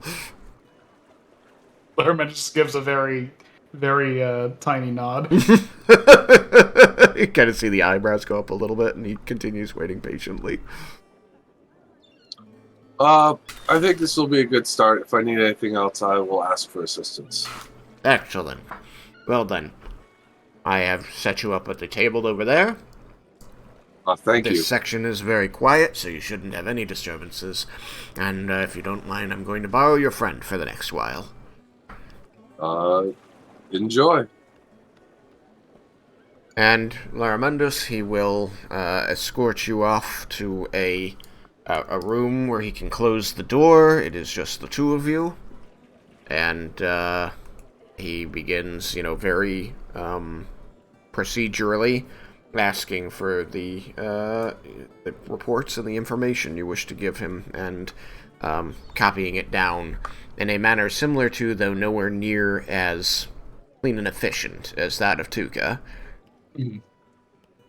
I'm trying to remember how far about Garland we had talked about in Tuka, but I think that there was Garlandy related things that were missed, so that's probably the things that he would start with and talk about. I think he would also want to discuss Illustrate and some of the events in the Underdark. Oh, very nice, very nice. I think those two things finish filling in whatever I would have missed about the city of Garland and its history and the wars leading up to what happened there that we were able to piece together. And the bulk of the time would probably be on Illustrate and the Underdark. Very good. Well then, this is an easy way for you to pass 2.5 hours. I think that if you're able to fill the whole 2.5 hours this way, that'll get you pretty well caught up on what you had missed from... That should get you everything, I think. At least going into enough detail. If you want to go into esoteric detail, it may require more time ultimately, but... Laramendos could be distracted by esoteric details if questions come up, as that is his nature. But I assume the guy sort of keeps him on topic after branding, and it's okay, we'll get to that later, and then makes a note about that kind of thing. In Tuka, they seemed better able to handle the tangential nature of your thought process, and in fact encouraged it. But this guy doesn't seem to have that capacity and does work to keep you on topic. At least in as far as we'll deal with finer detail once we have the broad strokes down. Yeah. Especially because I'm sure you were not opaque about the fact that you had begun to give this information over in Tuka and been interrupted. Yeah, that's how he would be starting. Right. I know that you had kind of mentioned it, but again, I'm just sort of saying, based on what I feel I know about your character, you would have just let in with that. And so he, having had you lead in on that, would go, okay, I'm not risking this getting interrupted again. Yeah. I can detail things later. I want to make sure that we get the broad strokes rather than have you get interrupted and then die. Yeah. It's just inconvenient for everyone. It is. And you know that it happened to your predecessor, so... It's true. He got interrupted and then died. I I do need to find some time to get back to Volinar for a bit for the memory box. Because it's Yes. been a lot has happened since we were able to back up Ash. It's true. It's true. Okay, so that about covers that? Yeah. Cool. So you guys will get what you need. You'll pass on your story. You'll feel very fulfilled having given Ioun's servant this information, knowing that at some point you plan to get that backup happening. And Yukikaze, you come away with some more stories, which I can fill in details on between sessions, okay? Okie dokie. Cool. So then... right, as he would have departed from you with Lar, he would have said, if you need anything while you're here, you can find the other cleric that's working here, or you can ask for me. My name's Tarim Lanier.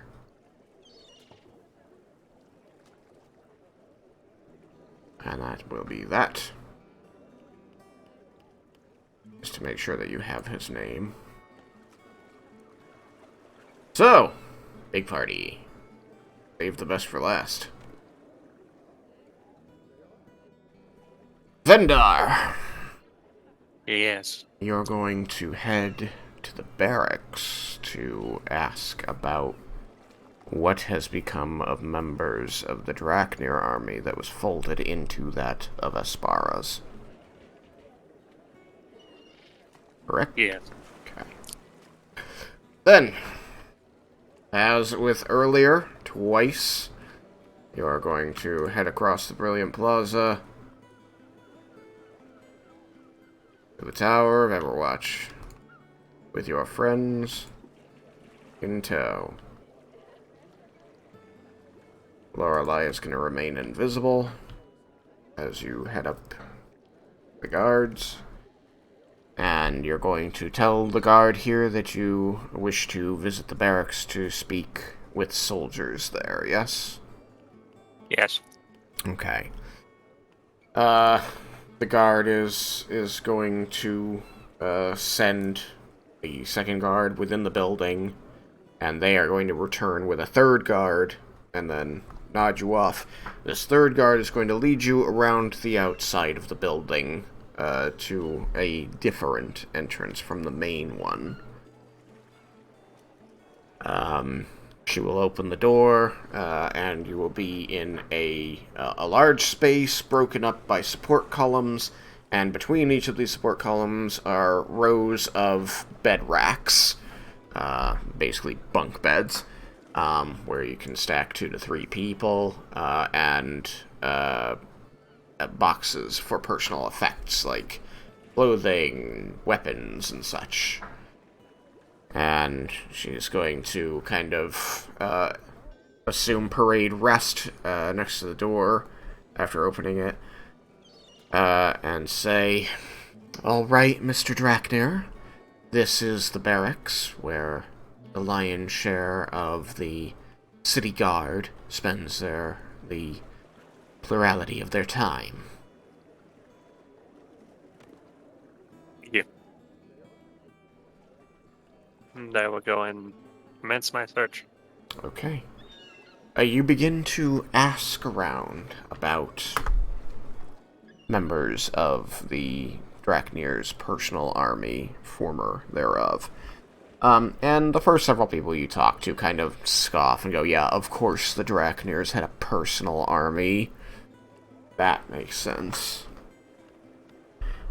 Before eventually you do find someone who approaches you, having, heard through the grapevine that you're asking around about people like them. And this person, a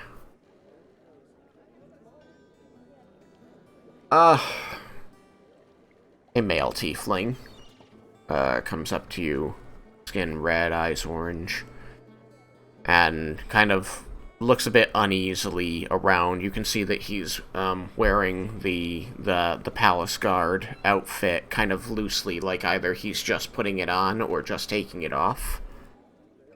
And, says, "You're looking for me? You were Mr. Draknir, weren't you?" I am, yes. Do I recognize him? Roll a history check, just to see if you've met this person before.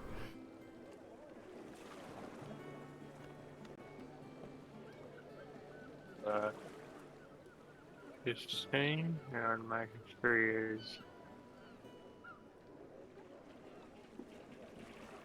on page load. That's 6, so that's 21. 21. Oddly enough, this guy does look familiar. The army of the Draknir was pretty eclectic in who it brought in and trained, but it wasn't large. Terribly large. It was not small, but it wasn't large enough to be seen as a threat to the rest of Aspara, so in that way it was kept small. You've seen this man a few times in your life with the family before. You've had a chance to speak with him maybe once, and he never would have been so forward as to ask what he just asked before, so clearly something has changed. I recognize that he, like his position in the army. Was he close to? Did he work closely with my brother, or was he just like a grunt?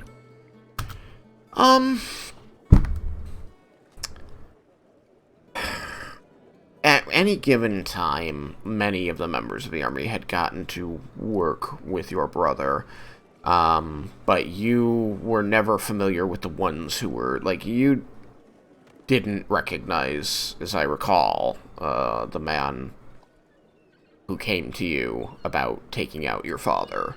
And that was somebody who told you he was very close to your brother.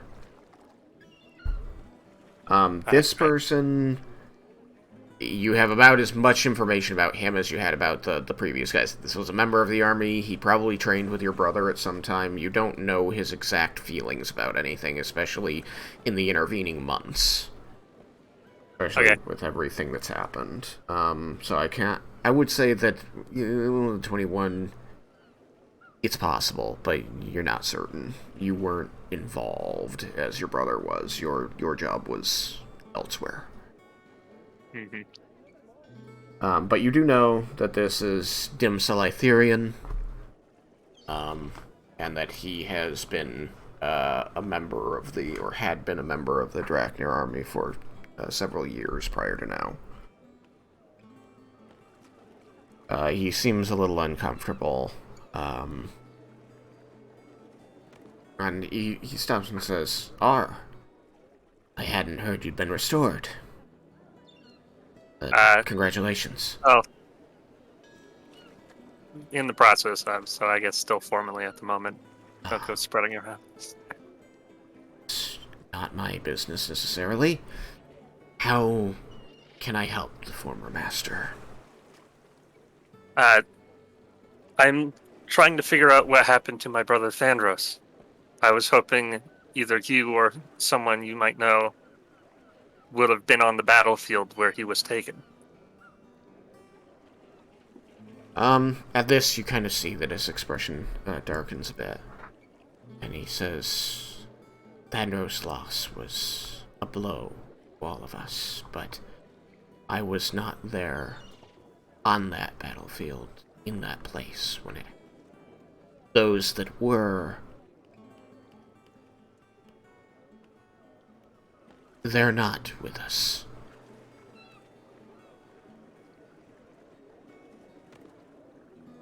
None of them? He seems to be, dealing with the idea that this is some piece of information he would have expected you knew. So that is the air you get from this person. That they are surprised that they're being asked about information that they feel shouldn't need to be asked about.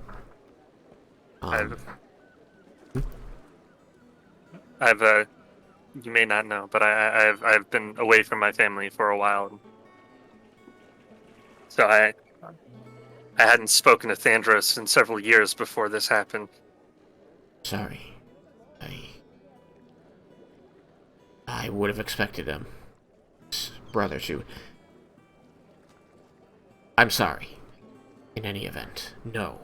None of the people who were in his squad at the time were transferred here, because all of those men were either taken to or were later executed.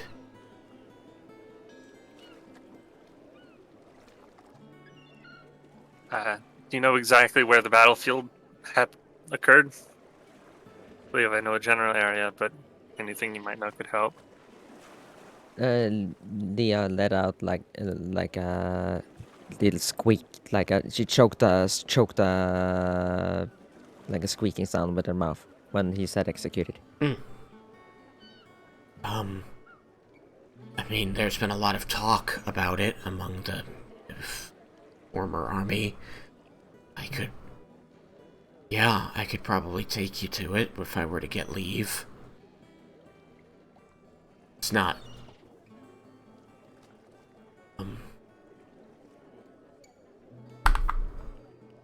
It's not too far from here. The front gates of Everwatch, that is, on the other bank. Well, that would help me. I will ask for you leave tomorrow so that you can lead us. Okay, yeah, that'll give me time to just shore up the information with the others here. If you don't mind me asking, sir, why is this so important? I really don't want to end up like the others.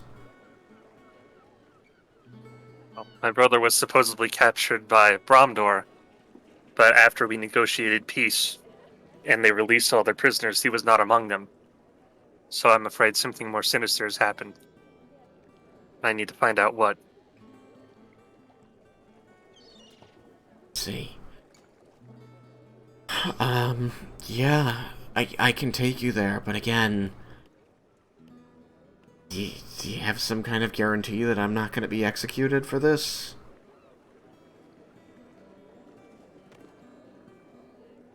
I will make sure that you will not face any sort of consequences. Okay. He, really seems to be trying to avoid saying words, but, eventually seems to determine that he can't, really, and just decides to power through instead, and says, I just really don't want to be seen as a collaborator with the people that attacked your family. Of course not. I will ensure. I am doing this partially because I would like to find out what happened, but my mother also has asked me to personally look into this. Okay. I'm sure I can get any sort of leave required and ensure that you face no sort of negative consequence for whatever happens. Okay. Sure. Yeah, if you, actually, it might even help your case. If you could maybe get it in writing with your mother's seal, that this will not lead to any kind of investigation into me thereafter. Her seal could probably also help you get the leave for me. Of course, I will do that. Great. Okay. Can I ask you a personal question, sir? What is it? Why are you looking into this now? I mean, the armistice was like a month and a half ago. I've been quite busy and was unaware that my brother was not released. I just got back into town and learned that. Okay. Sorry. Again, I just figured, family and all that. Known.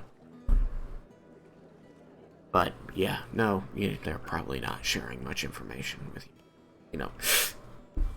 He just sort of, he sucks air through his teeth and opens his hand in front of him, rolling his eyes back, Yeah, I know. Okay. Yeah, sure, I mean, you've got me now, so if you've got other questions, I'll try to answer them, but otherwise, I guess I'll see you tomorrow here? Yes, I will come by tomorrow, probably early morning. Okay. Revelie's at 5, so what's early morning for you? When do we usually get up? I get up somewhere between 6 and 8. So Do you probably. want to get up? Yeah. When do you want to get up? I guess it depends on what all happens tonight. Oh yeah, that's true. It depends on when you get message. I'm gonna say 7 at the latest. I'll try to be here earlier if I can. Okay. And yeah. As long as that leave request is in today. If you wanted to meet me back here and I can take you to my CO, then then we can be sure that I've got leave for tomorrow. I definitely don't want to show up with that right at the last moment. And I will go get a writ written for my mother right now. Okay. He just kind of you see his eyes, his orange eyes dance across the others here, kind of lingering on Leah for a bit. Just yeah. Okay, then I'll see you back here a little later on. I will see you in not long. Thank you for your cooperation. Sure. Sir. Kind of gives a very unsure kind of little salute. Or looks around to make sure nobody's watching, and then quickly turns on his heel and marches back across the barracks.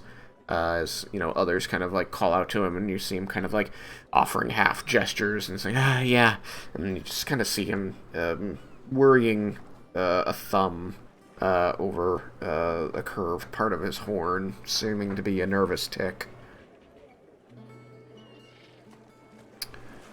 So, you gonna head back to your mother? Yep, I'll go do what I said. I'll go get the writ. He seemed nice. I've only met him once before. I've seen him a few times throughout the years. He's a bit odd, Have you always but been he kind was of like loyal. that? Again, I didn't know him well, but He always seemed pretty confident before. This was different. he did seem a bit off. Cyrus, you got any questions? Not really. I was mostly just here for assistance if things went south. Oh, okay. Well, then you guys leave and make the 2-minute walk back to the Boar Hunter Lodge. You head up, meet with your mother. She was in seeing your brother for a few minutes, so eventually she comes back out. You catch her thanking Dr.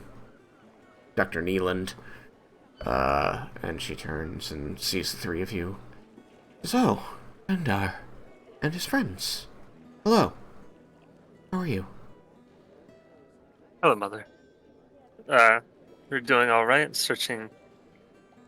Have some leads on helping Vicarious, and a lead to help me find Thandros. So For that, I do need a writ so that I can get leave of one of our former soldiers so that he can lead me directly to the battlefield where Thantros was originally taken. Oh. Alright, I can, write a request. I assume that they want my seal. Yes, and he also requested assurances that he would not face any sort of disciplinary actions from, what has previously occurred with former members of Thandros'. Was he a member? Not that I believe he didn't imply any of the such, but he was wary of possibly being connected to them, for whether it be truth or not. I can try to learn more as he leads me there, but Yeah, no sense in doing so. Once I write that... In any event, don't worry about it. If you believe that he's not a threat, then I will give you that. That he can help you find Thandros, then I will give you that. I appreciate it. I simply mean to say, it's not worth finding out if he was, because once I give you this, we wouldn't be able to go after him in. Not officially, of course. You see her expression kind of fall. She kind of, like, reaches out and like, runs the back of her fingers, over your brow and down your cheek. Says, "We're not your father anymore, Vendar. We're not going to do things his way." I'm sorry. To be honest, I had enough to do with it on my own, so. Again, if you believe that it's safe, then I trust you. And I will give you this. I'm saying this because I can't think of the right word for it. Pardon. A pardon.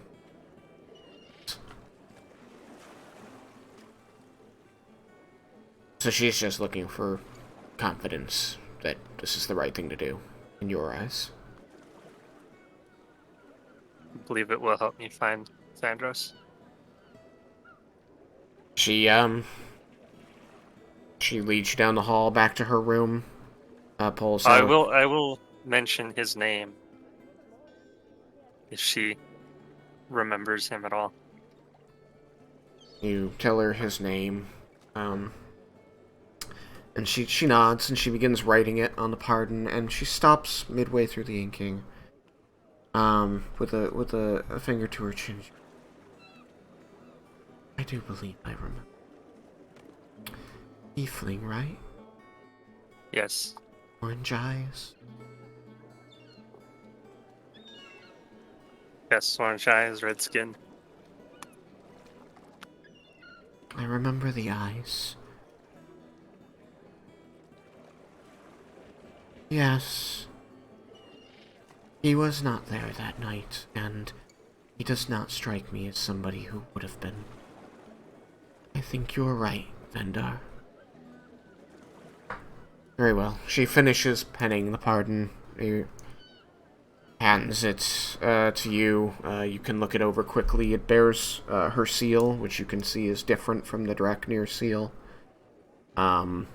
It requests leave of absence for Dimsa for a period of time the next day to help with a personal matter, after which he will be returned to the guard. And then below that, there is a special section saying that, from here forward, Dimsa is cleared of all charges that may be brought in part or in full against him by the Draknirs as pertaining to the death of Thaden. And then her signature and seal. That's it. Pretty straightforward. All right. Draknir letterhead. He gives you this, and you all head back, assuming you've got nothing further. Anyone else has anything further to say to Lady Harlock? Kalak.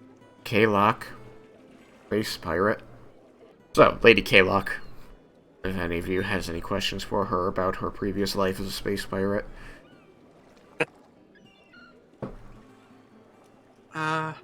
No, I don't see how that would go over well, so I think I'll yes. Okay.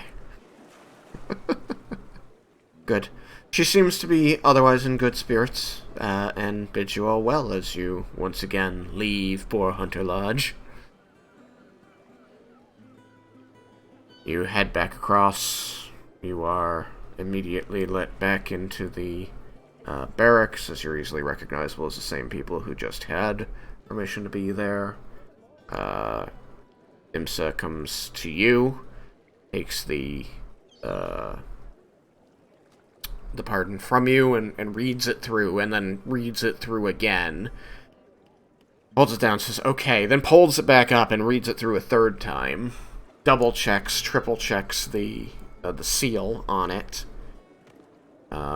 Seems satisfied, finally, but again, it's like 5 minutes of him questioning and seeming unsure if he wants to trust it. I'm very wary about this. I am very aware of what happened to the people that attacked your family. The people that killed your father. Yes. And I do not wish to follow the early grave. I don't know why you think that was a possibility, but if this will alleviate your concerns, here it is. He actually takes this moment to kind of you seem like straighten up, and he meets your eyes, and you feel that intensity, the assuredness, the competence that you knew before you left. This guy suddenly, once again, resembles, momentarily, that guy you knew, not this uncertain person. As he looks you square in the eye, clears his throat and says, I think that you, of all of your family, know best what you're capable of when you feel slighted.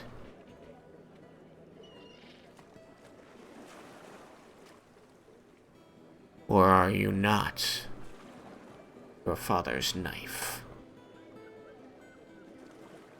It was once, but he's gone now. We no longer do anything of like that sort. That was him. Well, he holds up the pardon. Forgive me if I feel like I need this to help me believe those words.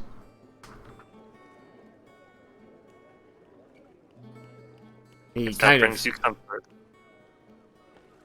He kind of steps in a little bit and gestures around the barracks with a sheet of paper as he drops his voice low and says to you, most people don't have any clue what it is you and father did.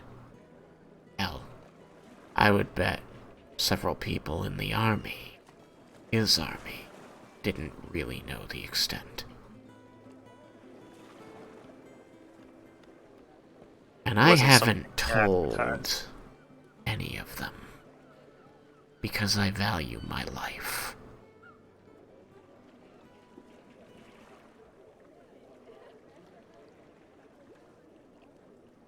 I don't know how it is you feel about anything these days, Mr. Draknir.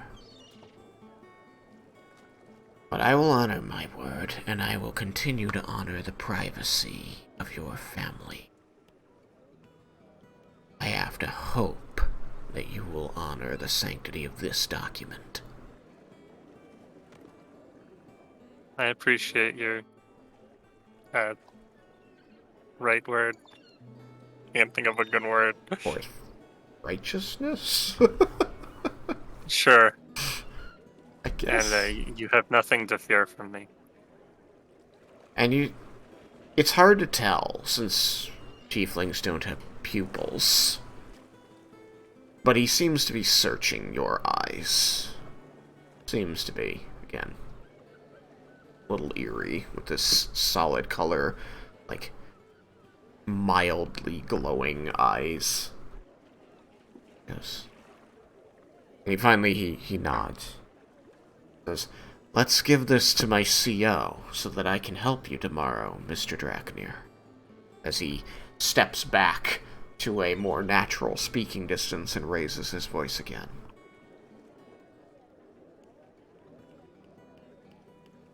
He leads you over to a woman in gleaming armor who seems to be inspecting a rack of weapons, checking the tips of spears and the edges of swords, and presents the document to her.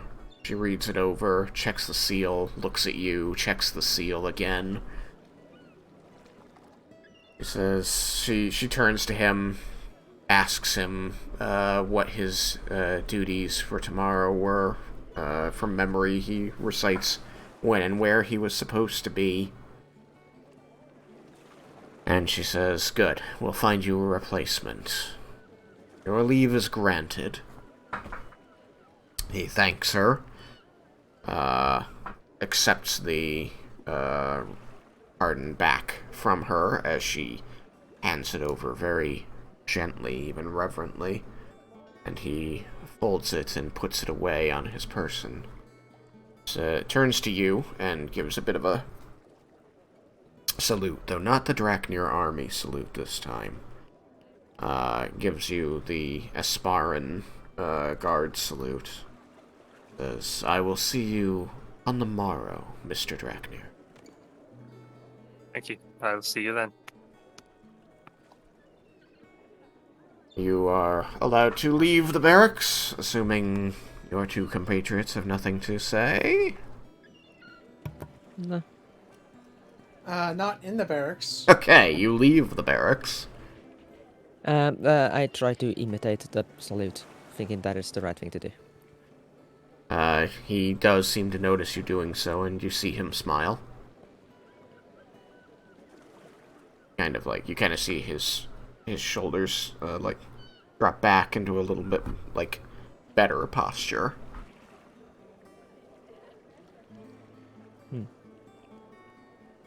Like, he wants to make sure he's doing it right for you.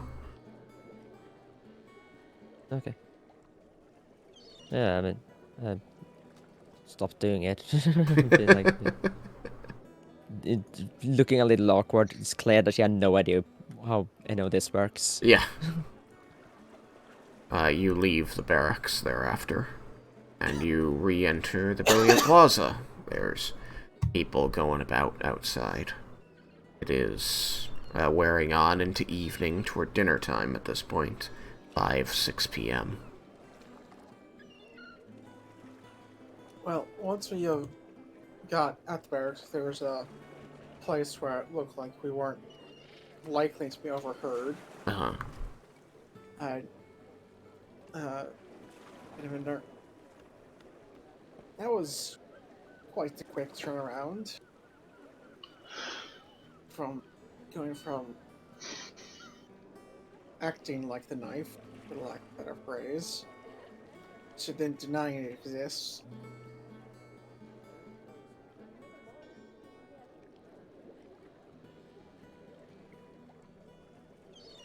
What? Before we went in that building the second time, your mother said you wouldn't be able to pursue him. Your response was, legally.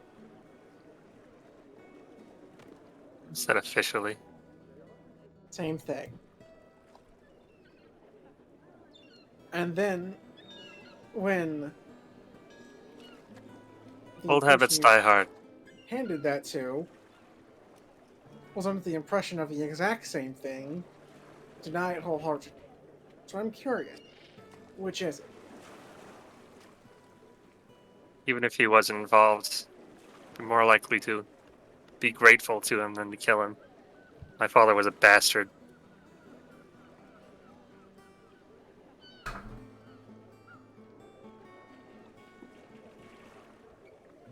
Not quite an answer, but I expect the best I'll get.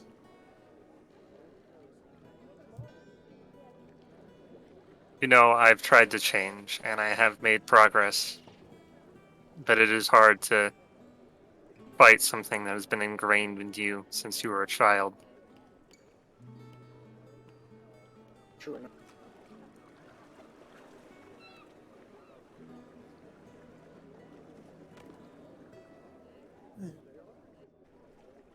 So further, it's not my place. I was curious. Which you found yourself believing.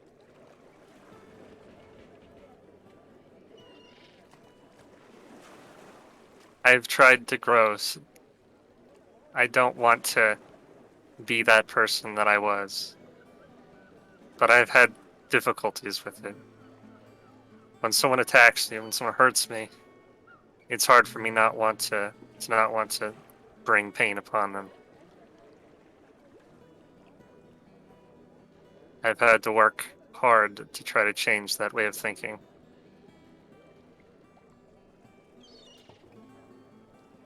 I also just kind of nodded.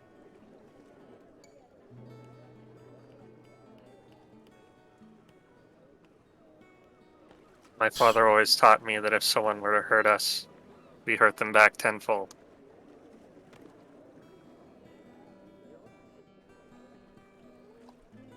Well,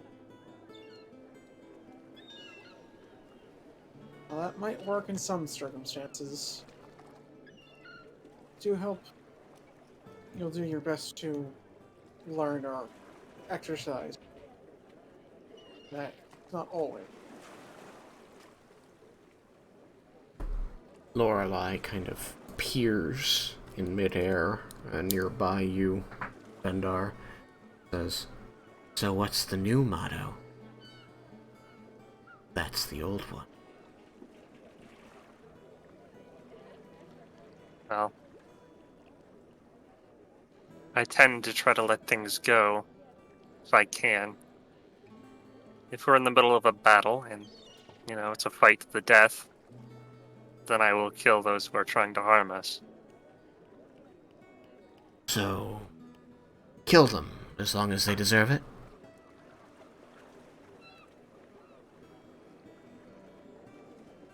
Basically. It's like a good one to me. But Well, if it's in Yes. self-defense. I try to not kill unless I'm forced to anymore. That's good. Some people are asking for it. Lorelei kind of says easily over her shoulder toward Leah. Like your uncle. And sometimes people need to be gooified.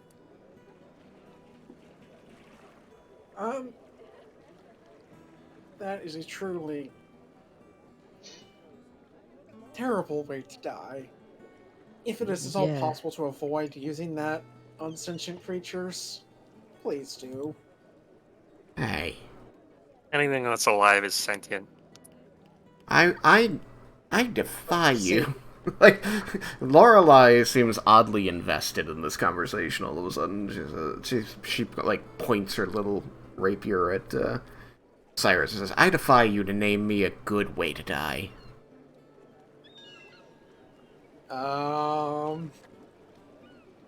Besides, it's efficient.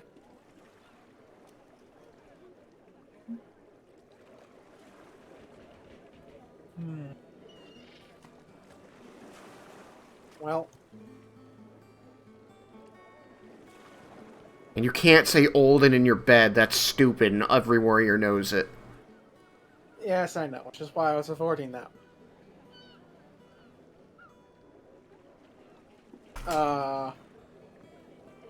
due to health conditions from what happens? having too much fun in your life.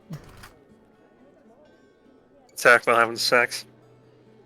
I was talking more about overeating, but sure, that works. What? Yeah.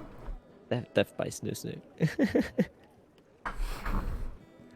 What did Leah been going to say?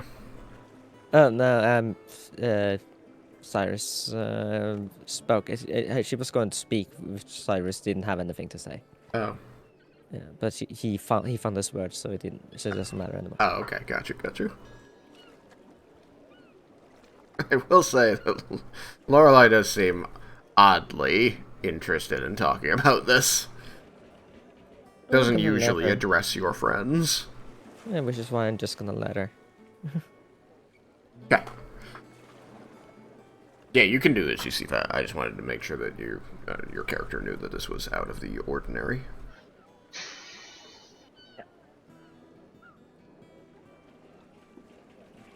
Look. I'm not saying you gotta go kill every person around. I'm just saying that, can't really feel bad about sometimes needing to kill a guy.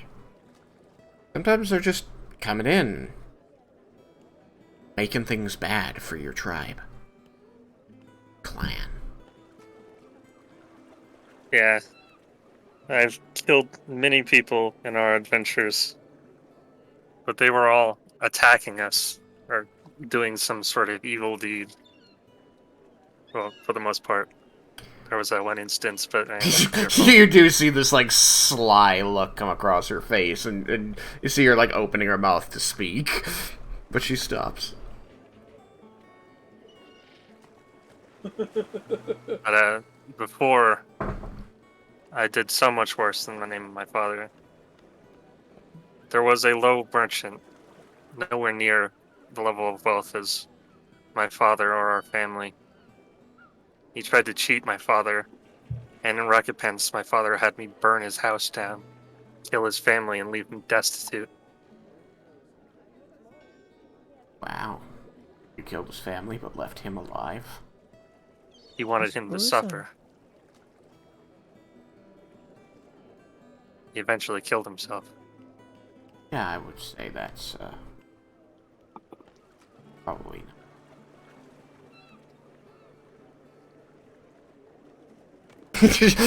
Even Lorelei seems impressed. She's like, that's farther than I would go.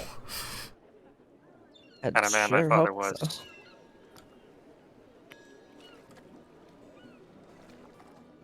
Kind of man my father made me to be. It's hard to fight against that. I think you're doing a good job so far. It might be hard, but at least for the last time I've known, it seemed to progress. Oh, thank you. Squeakers curls up around your neck.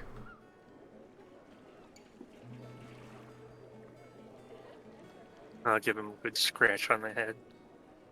Yes. He keeps me in line. Forge that path. It by scratching my head. Or your scratches.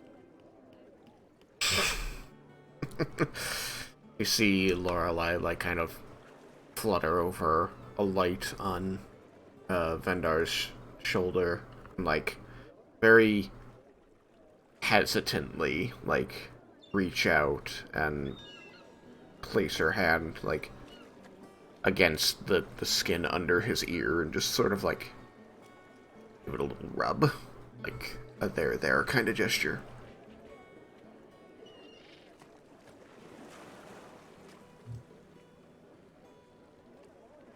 I appreciate the compassion. We have a lot to make up for. I've been working at it. Maybe eventually I'll have earned peace.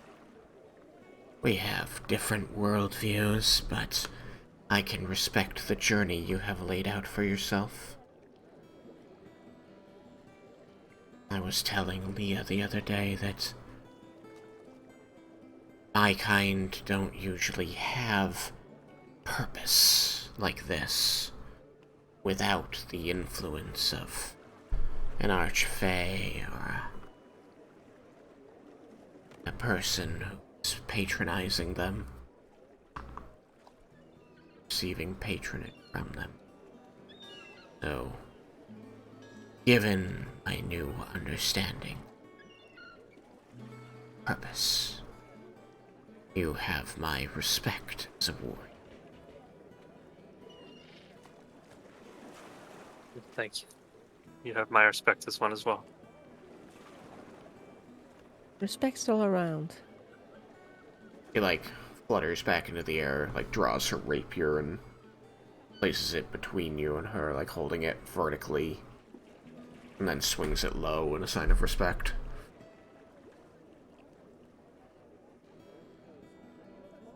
She flutters over to Leah, landing on her shoulder, and says, "See? That's how warriors hang out." I've seen Raiken hang out. I like how he Even more hangs out bloody. when he's got a drink. Personally, I don't, but Doesn't Raiken only have two modes?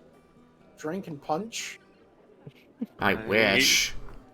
You can go a bit overboard with the drink.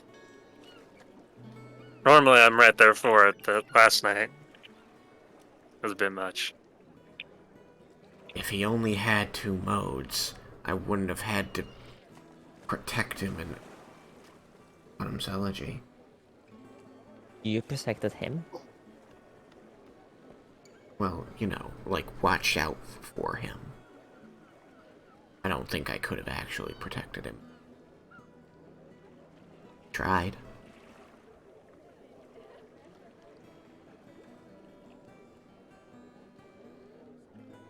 Not that I don't think you weren't capable, more like I wouldn't think he'd take it.